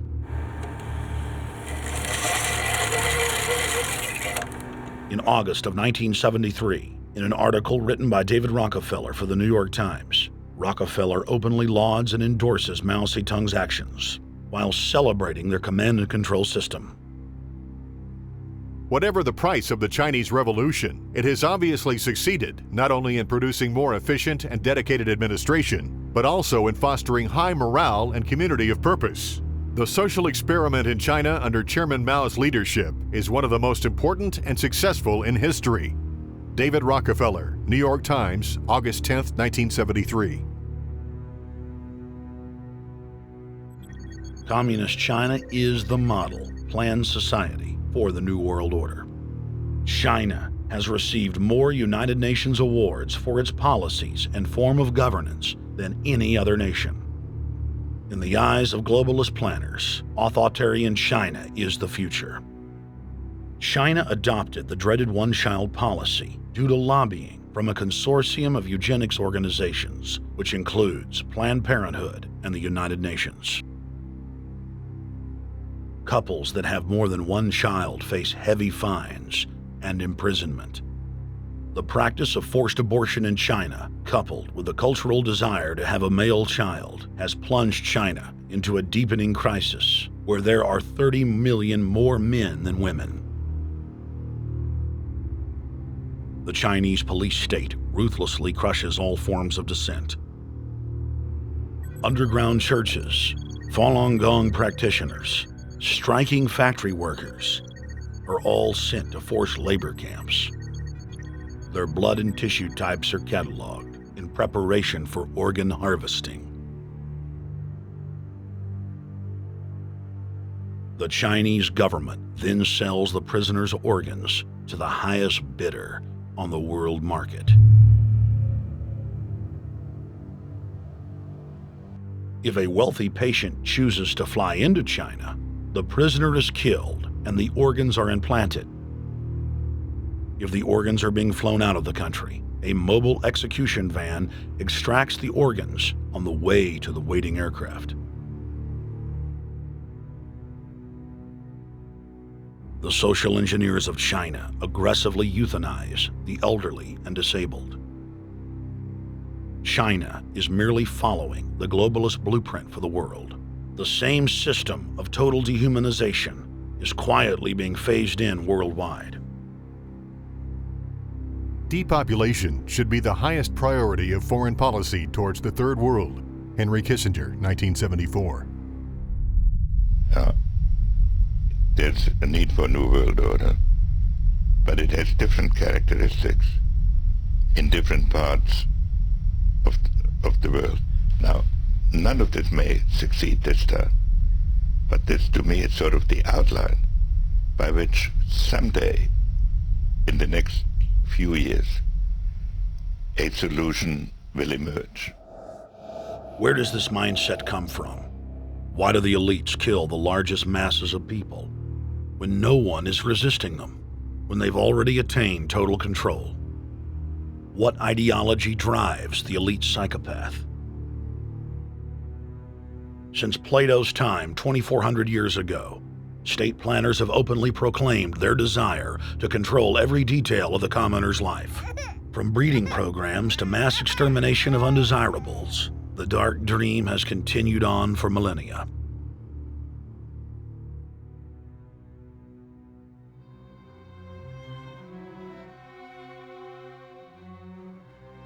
The scientific rationale for tyranny has always been attractive to elites because it creates a convenient excuse for treating their fellow man as lower than animals. Robert Thomas Malthus, famous for saying that a mass food collapse would be helpful because it would wipe out the poor. His fictional scenario would later be called a Malthusian catastrophe. Malthus is important because his ideas led to the rise of a new scientific field that would dominate the course of human history for the next 200+ years. Charles Darwin, an admirer of the Malthusian catastrophe model, developed the theory of evolution, its chief tenet being the survival of the fittest. With the help of T.H. Huxley, known as Darwin's bulldog for his strong support of Darwin's theories were pushed into wide acceptance among key scientific circles throughout England and then the world. Darwin's cousin, Francis Galton, credited as the father of eugenics, saw an opportunity to advance mankind by taking the reins of Darwin's evolution theory and applied social principles to develop social Darwinism. The families Darwin, Galton, Huxley, and Wedgwood were so obsessed with their new social design theory that they pledged their families would only breed with each other. They falsely predicted that within only a few generations, they would produce supermen. The emerging pseudoscience was only codifying the practice of inbreeding, already popular within elites for millennia. The Four Families experiment was a disaster. Within only 2 generations of inbreeding, close to 90% of their offspring either died at birth or were seriously mentally or physically handicapped. The moneyed class of the planet, and particularly the royal families of the world, who were already obsessed with breeding and filled with a predatory disdain for the underclass, seized on the new science and began aggressively enforcing its aims worldwide.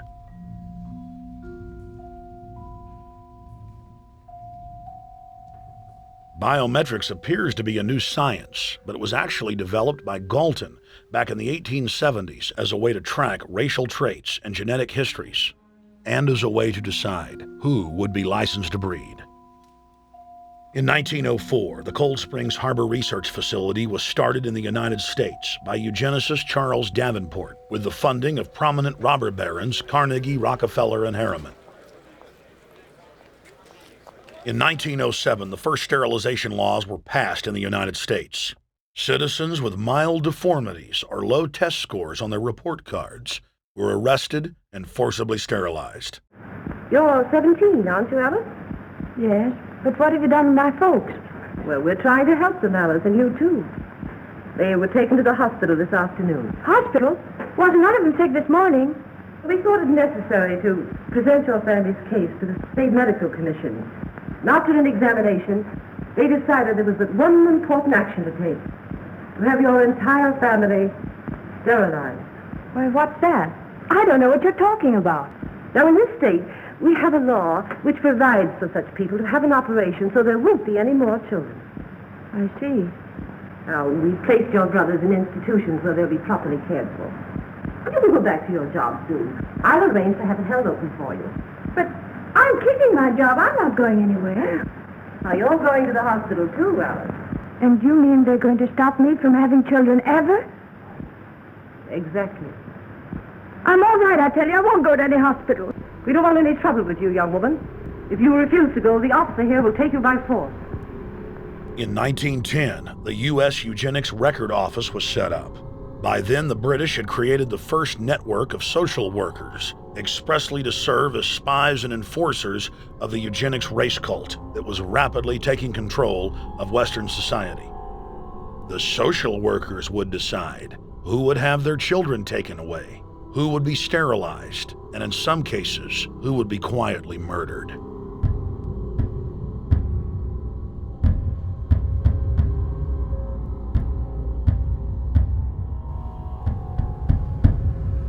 In 1911, the Rockefeller family exports eugenics to Germany by bankrolling the Kaiser Wilhelm Institute, which later would form a central pillar in the Third Reich.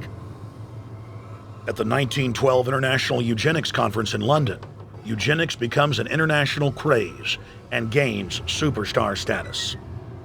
The futurist and best-selling sci-fi author H.G. Wells had studied biology under top eugenicists and was spreading the new faith worldwide. In 1916, H.G. Wells' lover, Margaret Sanger, starts her promotion of eugenics in the United States. In 1923, Sanger receives massive funding from the Rockefeller family. Sanger wrote to fellow eugenicist Clarence J. Gamble that black leaders would need to be recruited to act as frontmen in sterilization programs directed against black communities.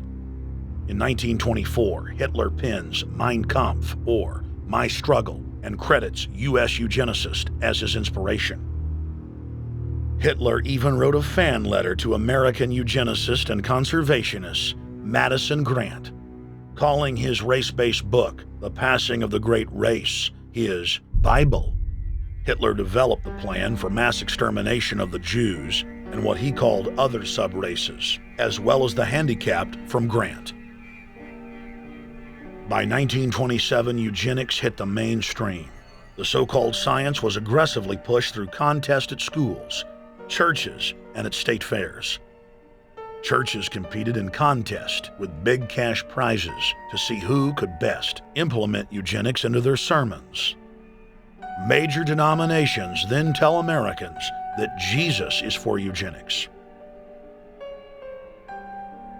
That same year in the United States, more than 25 states passed forced sterilization laws, and the Supreme Court ruled in favor of brutal sterilization policies. When Hitler came to power in 1933, one of his first acts was to pass national eugenics laws, modeled after laws in the United States.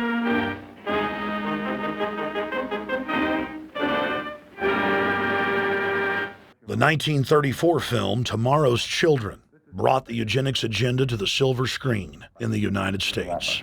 In the case of Miss Mason, I can see no reason for the operation that's been recommended. The girl is perfectly normal. She's hard-working and has a good reputation. Do you know anything about her family background? Oh, yes, Your Honor, I do. There are several other children, aren't there? Yes. What is their condition? One is a cripple. Two others might be classed as feeble-minded. Isn't the oldest son in jail? Oh, yes, I believe so. And knowing all that, you still contend that this girl should be allowed to bring more people like that into the world? She's sound, Your Honor. She's not anything like the rest.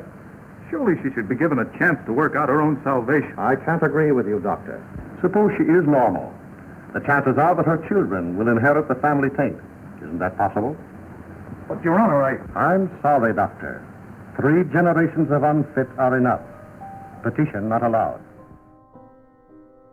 By 1936, Germany had become the world leader in eugenics for taking effective actions to sterilize and euthanize hundreds of thousands of victims.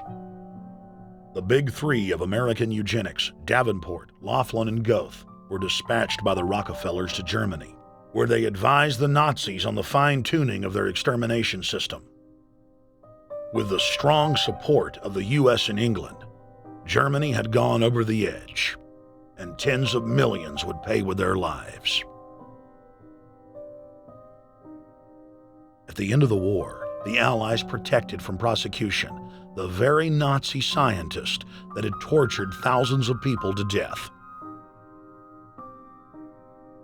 The Nazi brand of eugenics had embarrassed the elites, but they had no intention of stopping their plans. The Allies literally fought with each other over who would get top Nazi eugenicist. It didn't matter if the SS doctors had tortured tens of thousands to death. They were free to go. The Angel of Death, Joseph Mengele, and his boss, Ottmar von Verscher, were not prosecuted, and von Verscher even continued his work in Germany after the war. Eugenicists were angry that their great work had been exposed. They then scrambled to camouflage their agenda. Eugenics Quarterly became Social Biology. The American Birth Control League became Planned Parenthood. New terms like transhumanism, population control, sustainability, conservation, and environmentalism replaced racial hygiene and social Darwinism. Many eugenicists of the previous period engaged in what they called crypto-eugenics, purposefully taking their eugenics beliefs underground. They became highly respected anthropologists, biologists, and geneticists in the post-war world.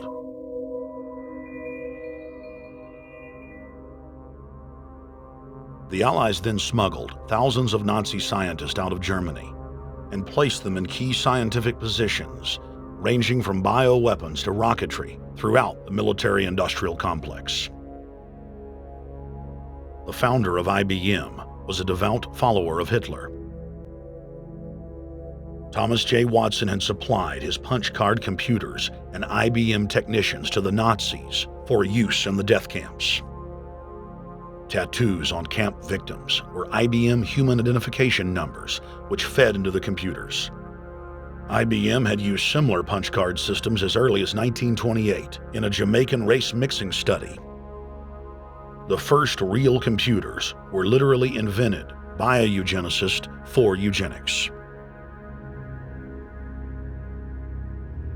UN chieftain and unrepentant eugenicist Julian Huxley argued that since the leaders of eugenics had founded the environmental and conservation movements, that they should be used as vehicles in the formation of a world government. Just as H.G. Wells had envisioned, this government would be controlled by a scientific dictatorship and would be guided by the principles of eugenics. Huxley created the World Wildlife Fund with Bilderberg founder and former SS officer Prince Bernhard of the Netherlands and Prince Philip of England. In the event that I am reincarnated, I would like to return as a deadly virus in order to contribute something to solve overpopulation. Prince Philip, reported by Deutsche Presseagentur DPA, August 1988. Aldous Huxley, author of Brave New World and brother of Julian Huxley, gave a speech at Berkeley in 1962, shortly before his death. He admitted that his best-selling book, Brave New World, written in 1932, was based not on fiction, but on what the elite were actually planning to implement. And here I would like briefly to compare the parable of Brave New World with another parable which was put forth more recently in George Orwell's book, 1984.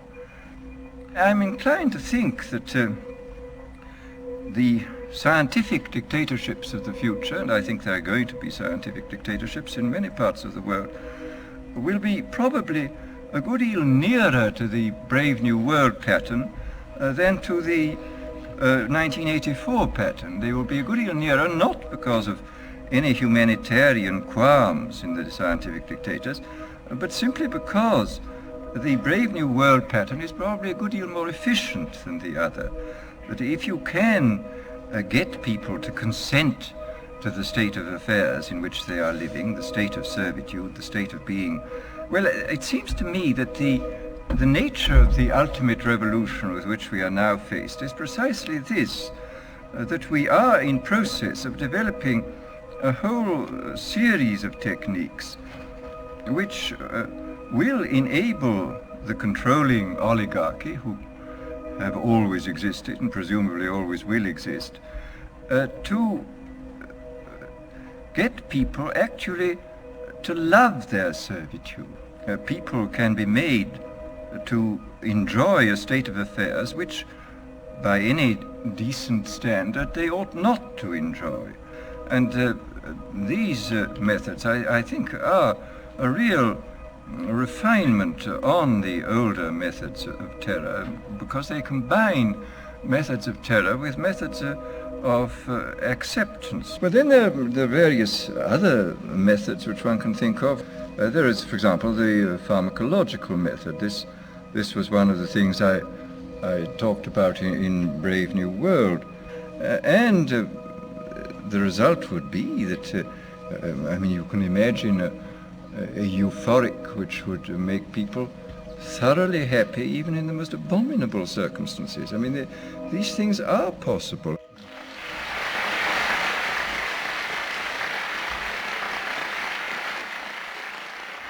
The elite have left a massive wave of destruction behind them as they cold-bloodedly experiment on civilian populations as if we are lab rats.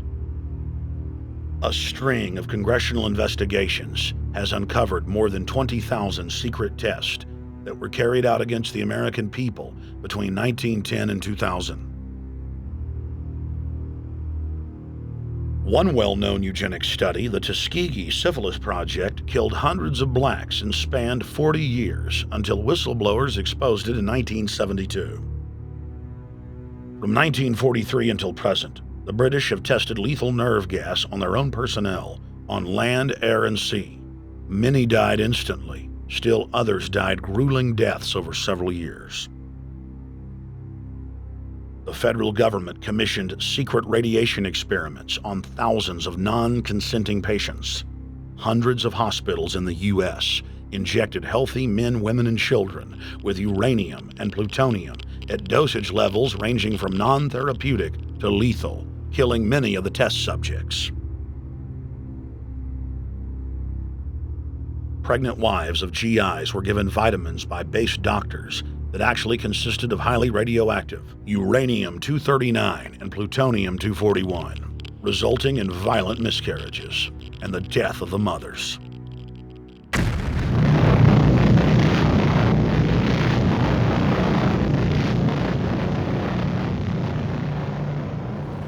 Soldiers, sailors, and Marines were used as guinea pigs in hundreds of atomic and hydrogen bomb tests.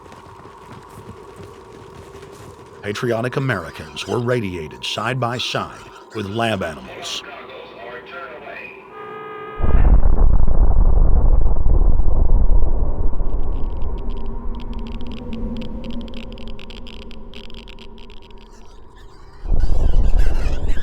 Pilots were forced to repeatedly fly through mushroom clouds of DNA-destroying radiation.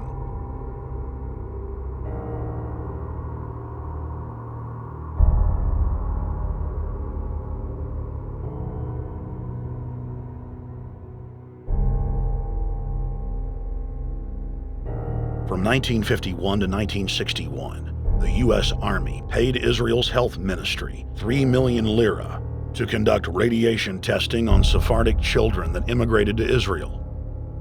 The government-run public schools would tell the children that they were going to get a medical checkup and that they were receiving an X-ray.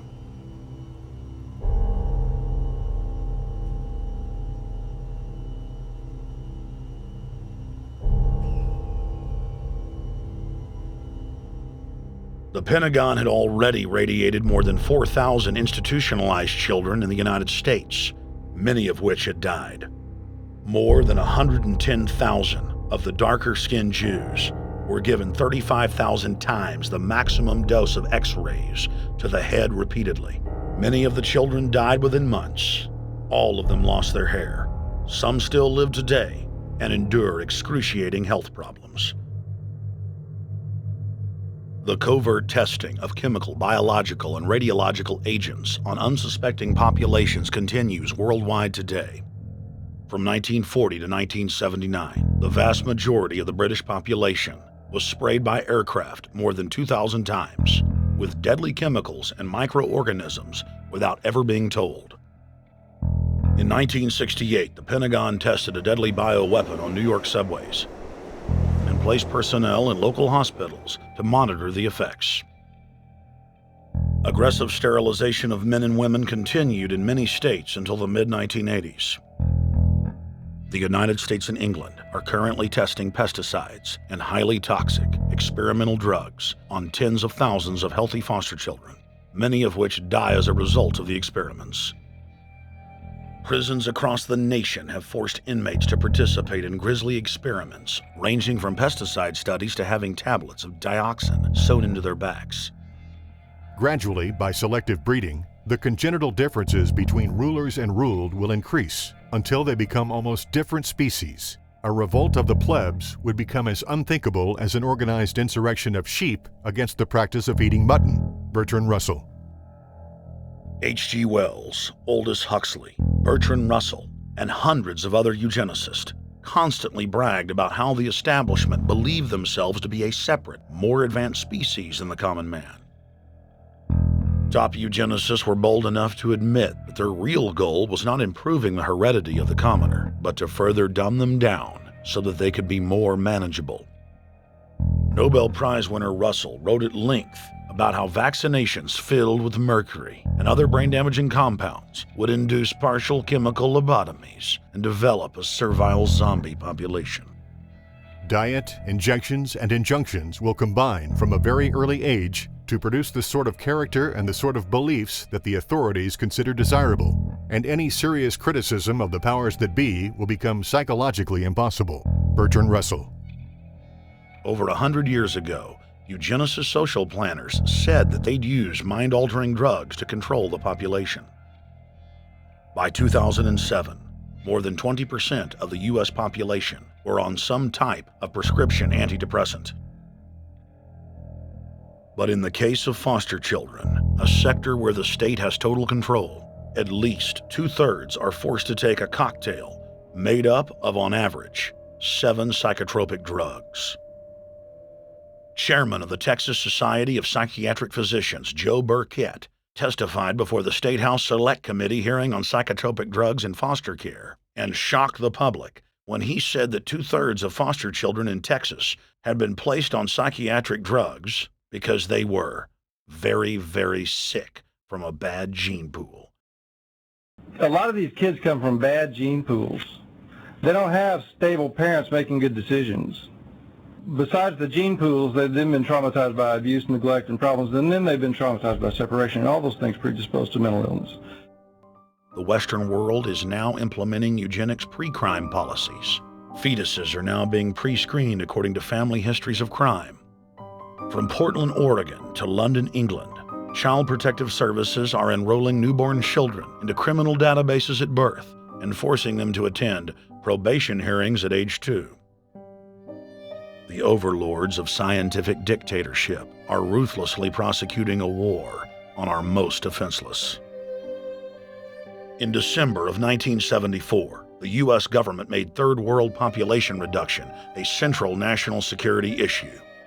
The operation plan, titled National Security Study Memorandum 200, was simply a regurgitation of the British Commission on Population created by King George VI of England in 1944, which openly stated that populous third world nations posed a threat to the international elite's monopoly of global power.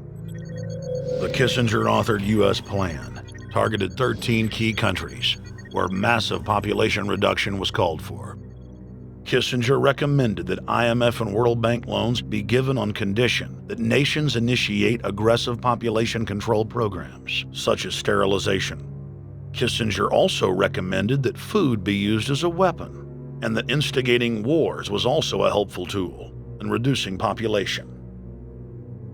In 1972, the Nixon White House also implemented a eugenics policy which was directed by George Herbert Walker Bush, then United States Ambassador to the United Nations. Bush advised China on the formulation of their one-child policy and directed the federal government to forcibly sterilize more than 40% of Native American women on reservations. The Bilderberg-dominated Club of Rome advocated environmentalism as the best front to implement population reduction. Western populations would accept serfdom if it was packaged as saving the earth.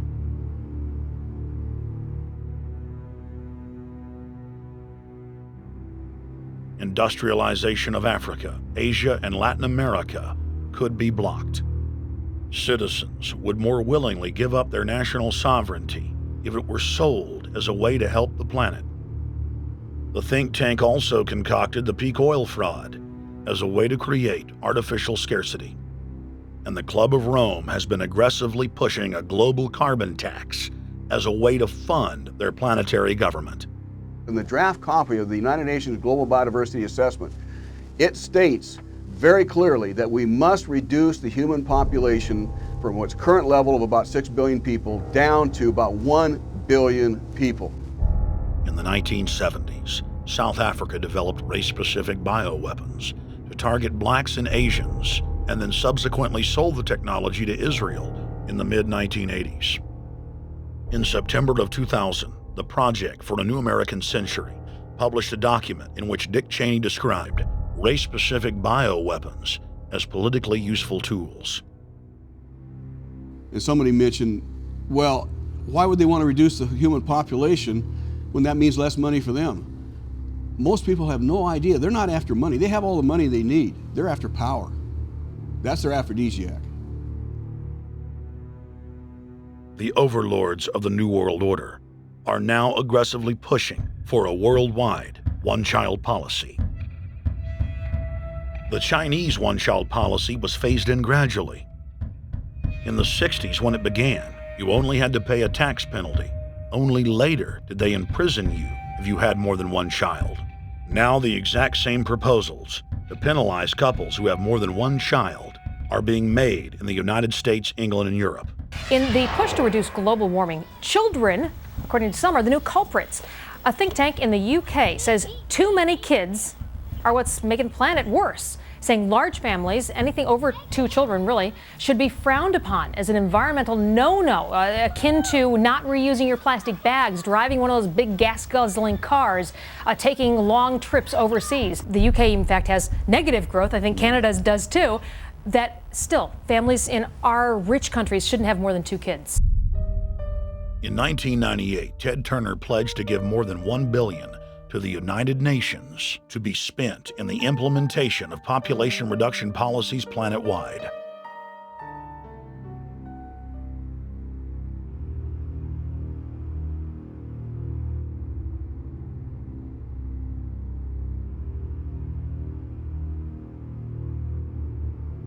In 1999, the Bill and Melinda Gates Foundation gave $2.2 billion to Planned Parenthood, the United Nations Population Fund, and other population reduction groups. By 2007, the Gates had given more than $30 billion, almost exclusively to population control groups.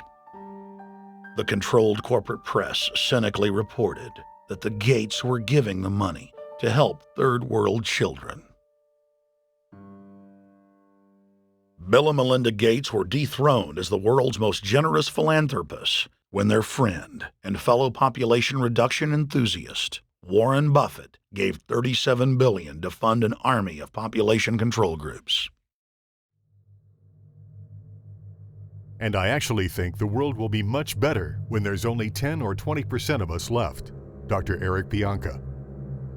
Prominent University of Texas biologist Dr. Eric Pianka, while receiving an award from the Texas Academy of Science, said that the worldwide AIDS pandemic was, quote, no good, it's too slow, and went on to laud the virtues of Ebola because it would kill 90% of the world population quickly.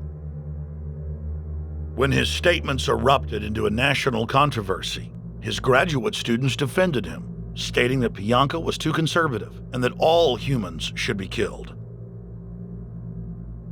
But most frightening was the fact that in a crowd of over 1,000 prominent scientists, local newspapers reported that 95% of those in attendance gave Pianka sustained standing ovations every time he extolled the virtues of mass-culling microbes and man's destruction.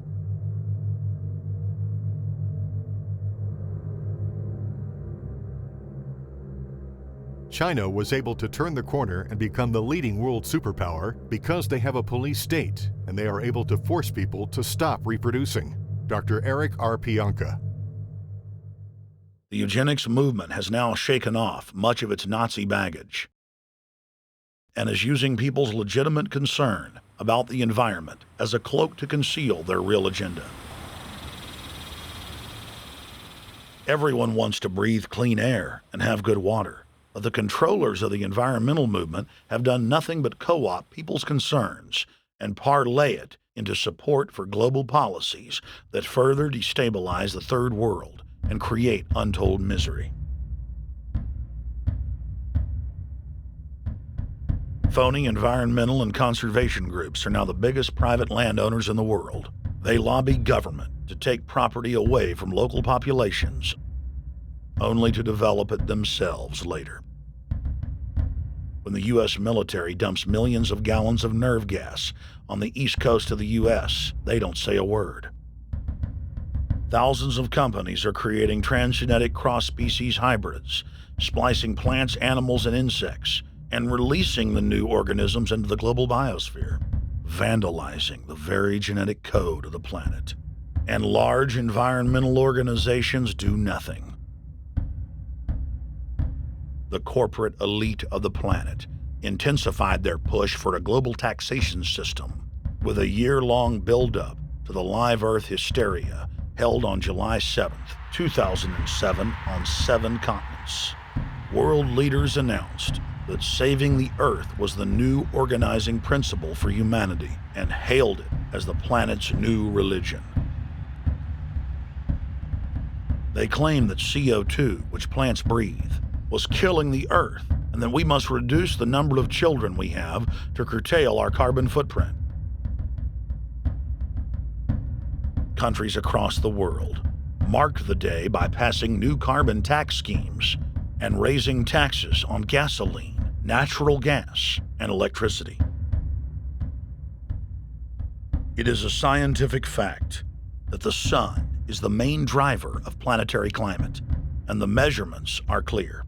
The sun is becoming hotter, brighter. It has been slowly increasing thermal output in the last 100 years, causing warming not just on Earth, but throughout the solar system. But the scientific facts and even the order of the planets didn't matter to one of the chief organizers of Live Earth, David Mayer de Rothschild, heir to the British arm of the Rothschild fortune, when we spoke to him. When I called Rothschild on the order of the planets, he just laughed, thinking the audience wouldn't get it. He continued to count on the population's ignorance and claimed that the global warming lobby has nothing to do with carbon taxes. I guess he hadn't spoken with his good personal friend, Al Gore. Global warming, the time for debate is over. I think what you have to realize is that being environmentally sensitive and making money aren't mutually exclusive. There's a lot of money to be made in addressing this issue. But you guys are gobbling up all the world's concern to just simply line your pockets and make kids read your book in schools and do all this. It's a business, just like you said, Rothschild. It's not. Do you think I make any money out of this?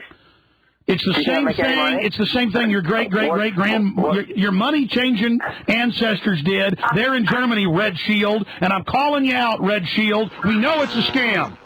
A pollution-based tax system, principally CO2. We're causing it mainly, vast majority of it. The consequences are bad and will be catastrophic unless we act. The polar ice caps of Mars are receding at several miles a year, much faster than ours, and that the moons of Saturn and Jupiter are melting. In fact, several of their moons were ice and are now liquid seas. Now, how are SUVs causing that, David Rothschild?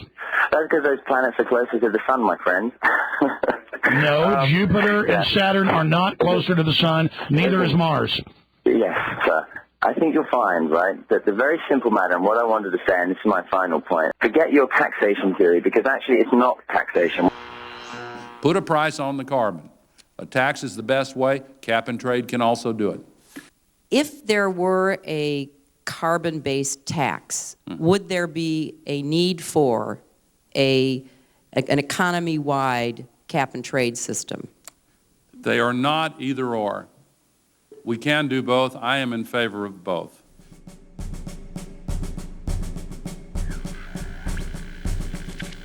The architects of the New World Order are in a race to complete the structure of world government so they can suppress the independent development of technologies that threaten their monopoly of power, while at the same time steering new developments in the direction the architects chart for humanity. The technocrats call their governing system the final revolution because in the past, empires were enforced militarily. Now enforcement is primarily psychological and economic, and society itself is a construct of the elite who operate outside the controlled paradigm and control the civilization within, just as a child maintains the environment of a fish tank. We are like lab rats, living out our entire existence, never questioning the confines of the cage or the scientists who experiment on us. New World Order engineers have hijacked human destiny. Its controllers have closely studied human behavior for more than 100 years and are now steering us with expert control, using our primitive drives and desires as levers. They have developed their mind control systems to the point of being able to control the average unconscious person like a car.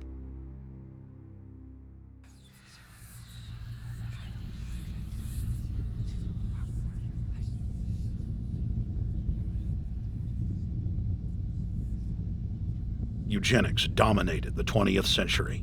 Its ruthless spirit has now metastasized into the fields of genetics, nanotech, and robotics. But that's not surprising. From their inception, all three disciplines have been dominated by eugenicists. The billionaire founder of Sun Microsystems, Bill Joy, courageously went public in 2000 to warn of a cancerous consensus among the technocratic elite that at best humanity would be completely enslaved by the year 2030, and at worst, mass extermination of everyone but the elite would take place. A who's who of the techno-elite are members of what is known as the transhumanist or post-humanist movement. Many of its adherents see only the beneficial aspects of technology's exponential rise, like bringing sight to the blind, sound to the deaf, and longer life for all. But what many of them don't know is that master eugenicist Julian Huxley founded transhumanism, and that society's controllers openly admit that the new system is designed to progress into absolute tyranny.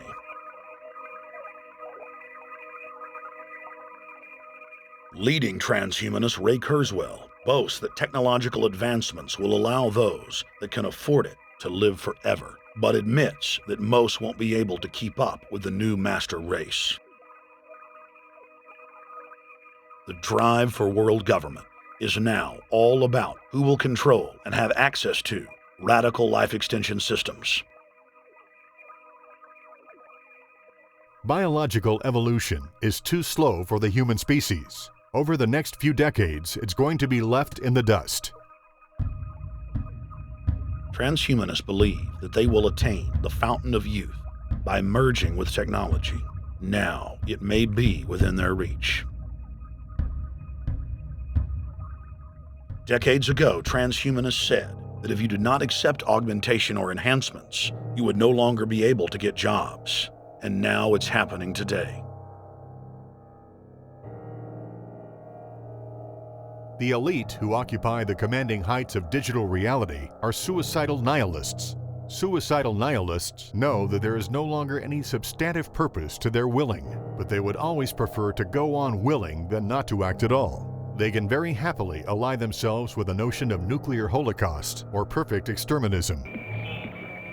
Technology has become so powerful in its capacity for destruction that free humanity cannot afford to let psychopathic technocrats with delusions of grandeur repeat the mistakes of their forebears, because it is highly probable that this time they may destroy everything, including themselves in their mad rush for godhood.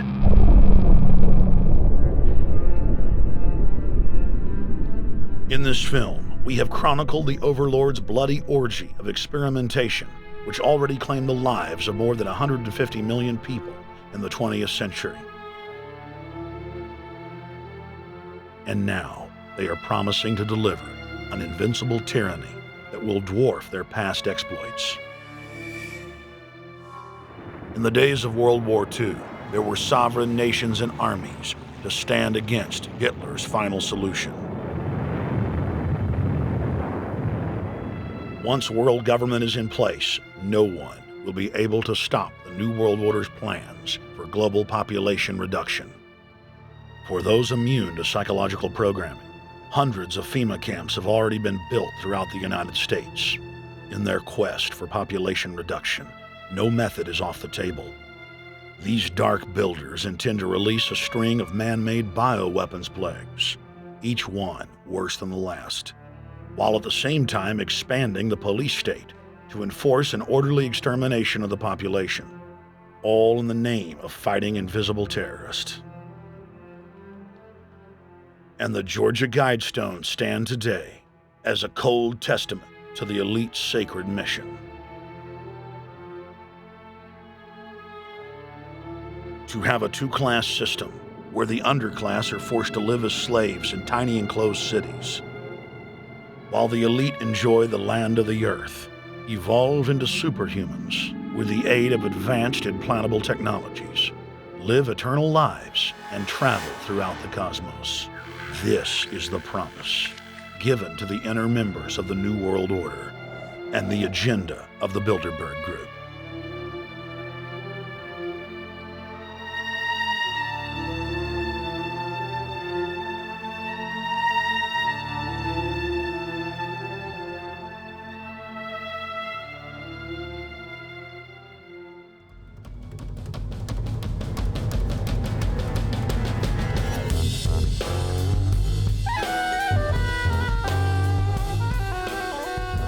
In 2007, Jim Tucker continued his 30-year quest to expose the globalist by traveling to Istanbul, Turkey, the site of Bilderberg, 2007.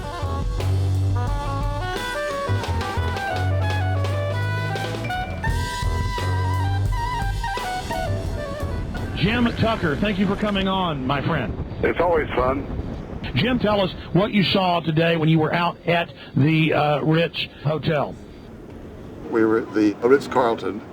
It looked like a typical Bilderberg scenario. They had the armed guards all around the place. They had platoons of cops in formation waiting for the disbursement. They also had cops all the way around the building, and they had all those high-tech things where every member can hear whatever's spoken in any language, instantly translate into his own language so they can keep up with it.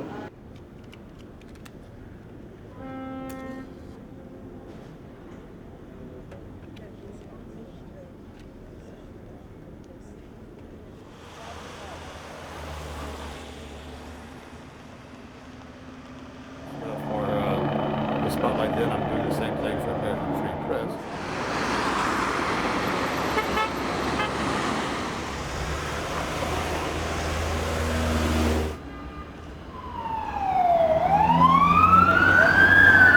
Herhangi bir sorun çıkmıyor. Hey, is the hotel open? Çünkü İngilizce bilen var mı? Ben bilmediğim için. Let's just ask him directly.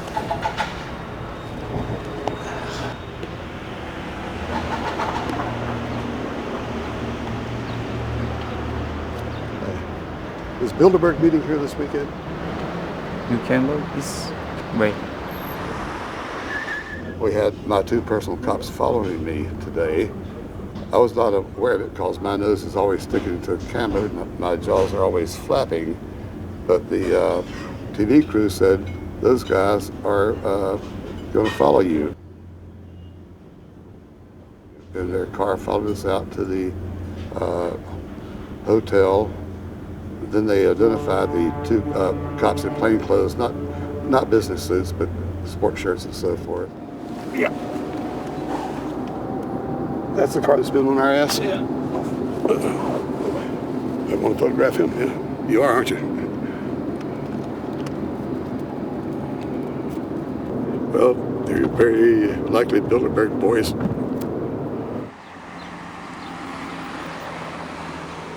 John Elkin, owner of Fiat and a fellow Bilderberger, thought that they could take a stroll off the grounds without being noticed by the commoners. I was thinking about that.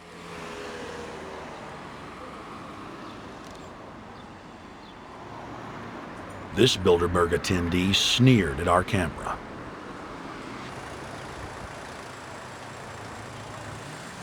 This carload of kingpins gave the media a murderous look and seemed shocked that they would dare point a camera in their direction.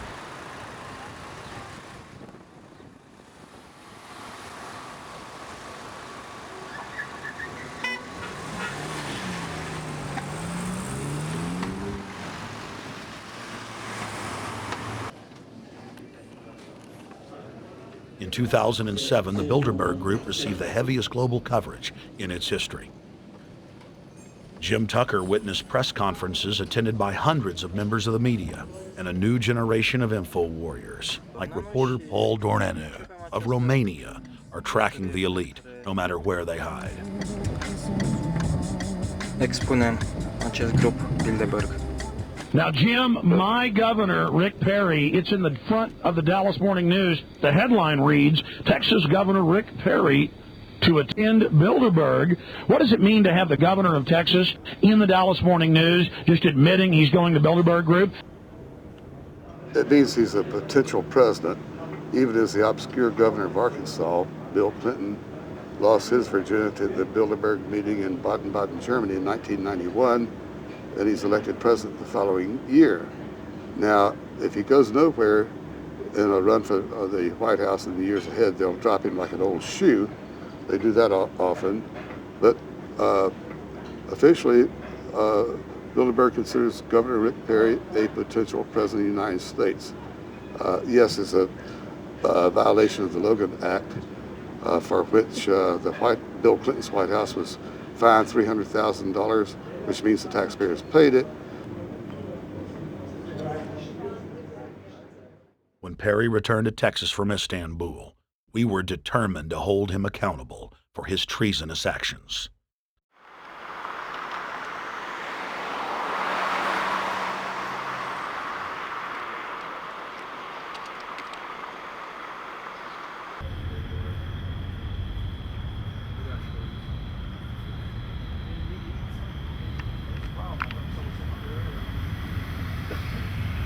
We don't want our roads, our water, our power plants, our entire infrastructure turned over to the New World Order. And we tell you now the people are rising up and learning what you're doing, and they're angry. And they're tired of it. Stop enslaving us. Stop setting up tyranny. Stop going along with the New World Order plan if you've got any soul left, Rick Perry. The First Amendment still exists, Perry, and we're back here again tonight, telling you we're not going to put up with it. Long live the Republic!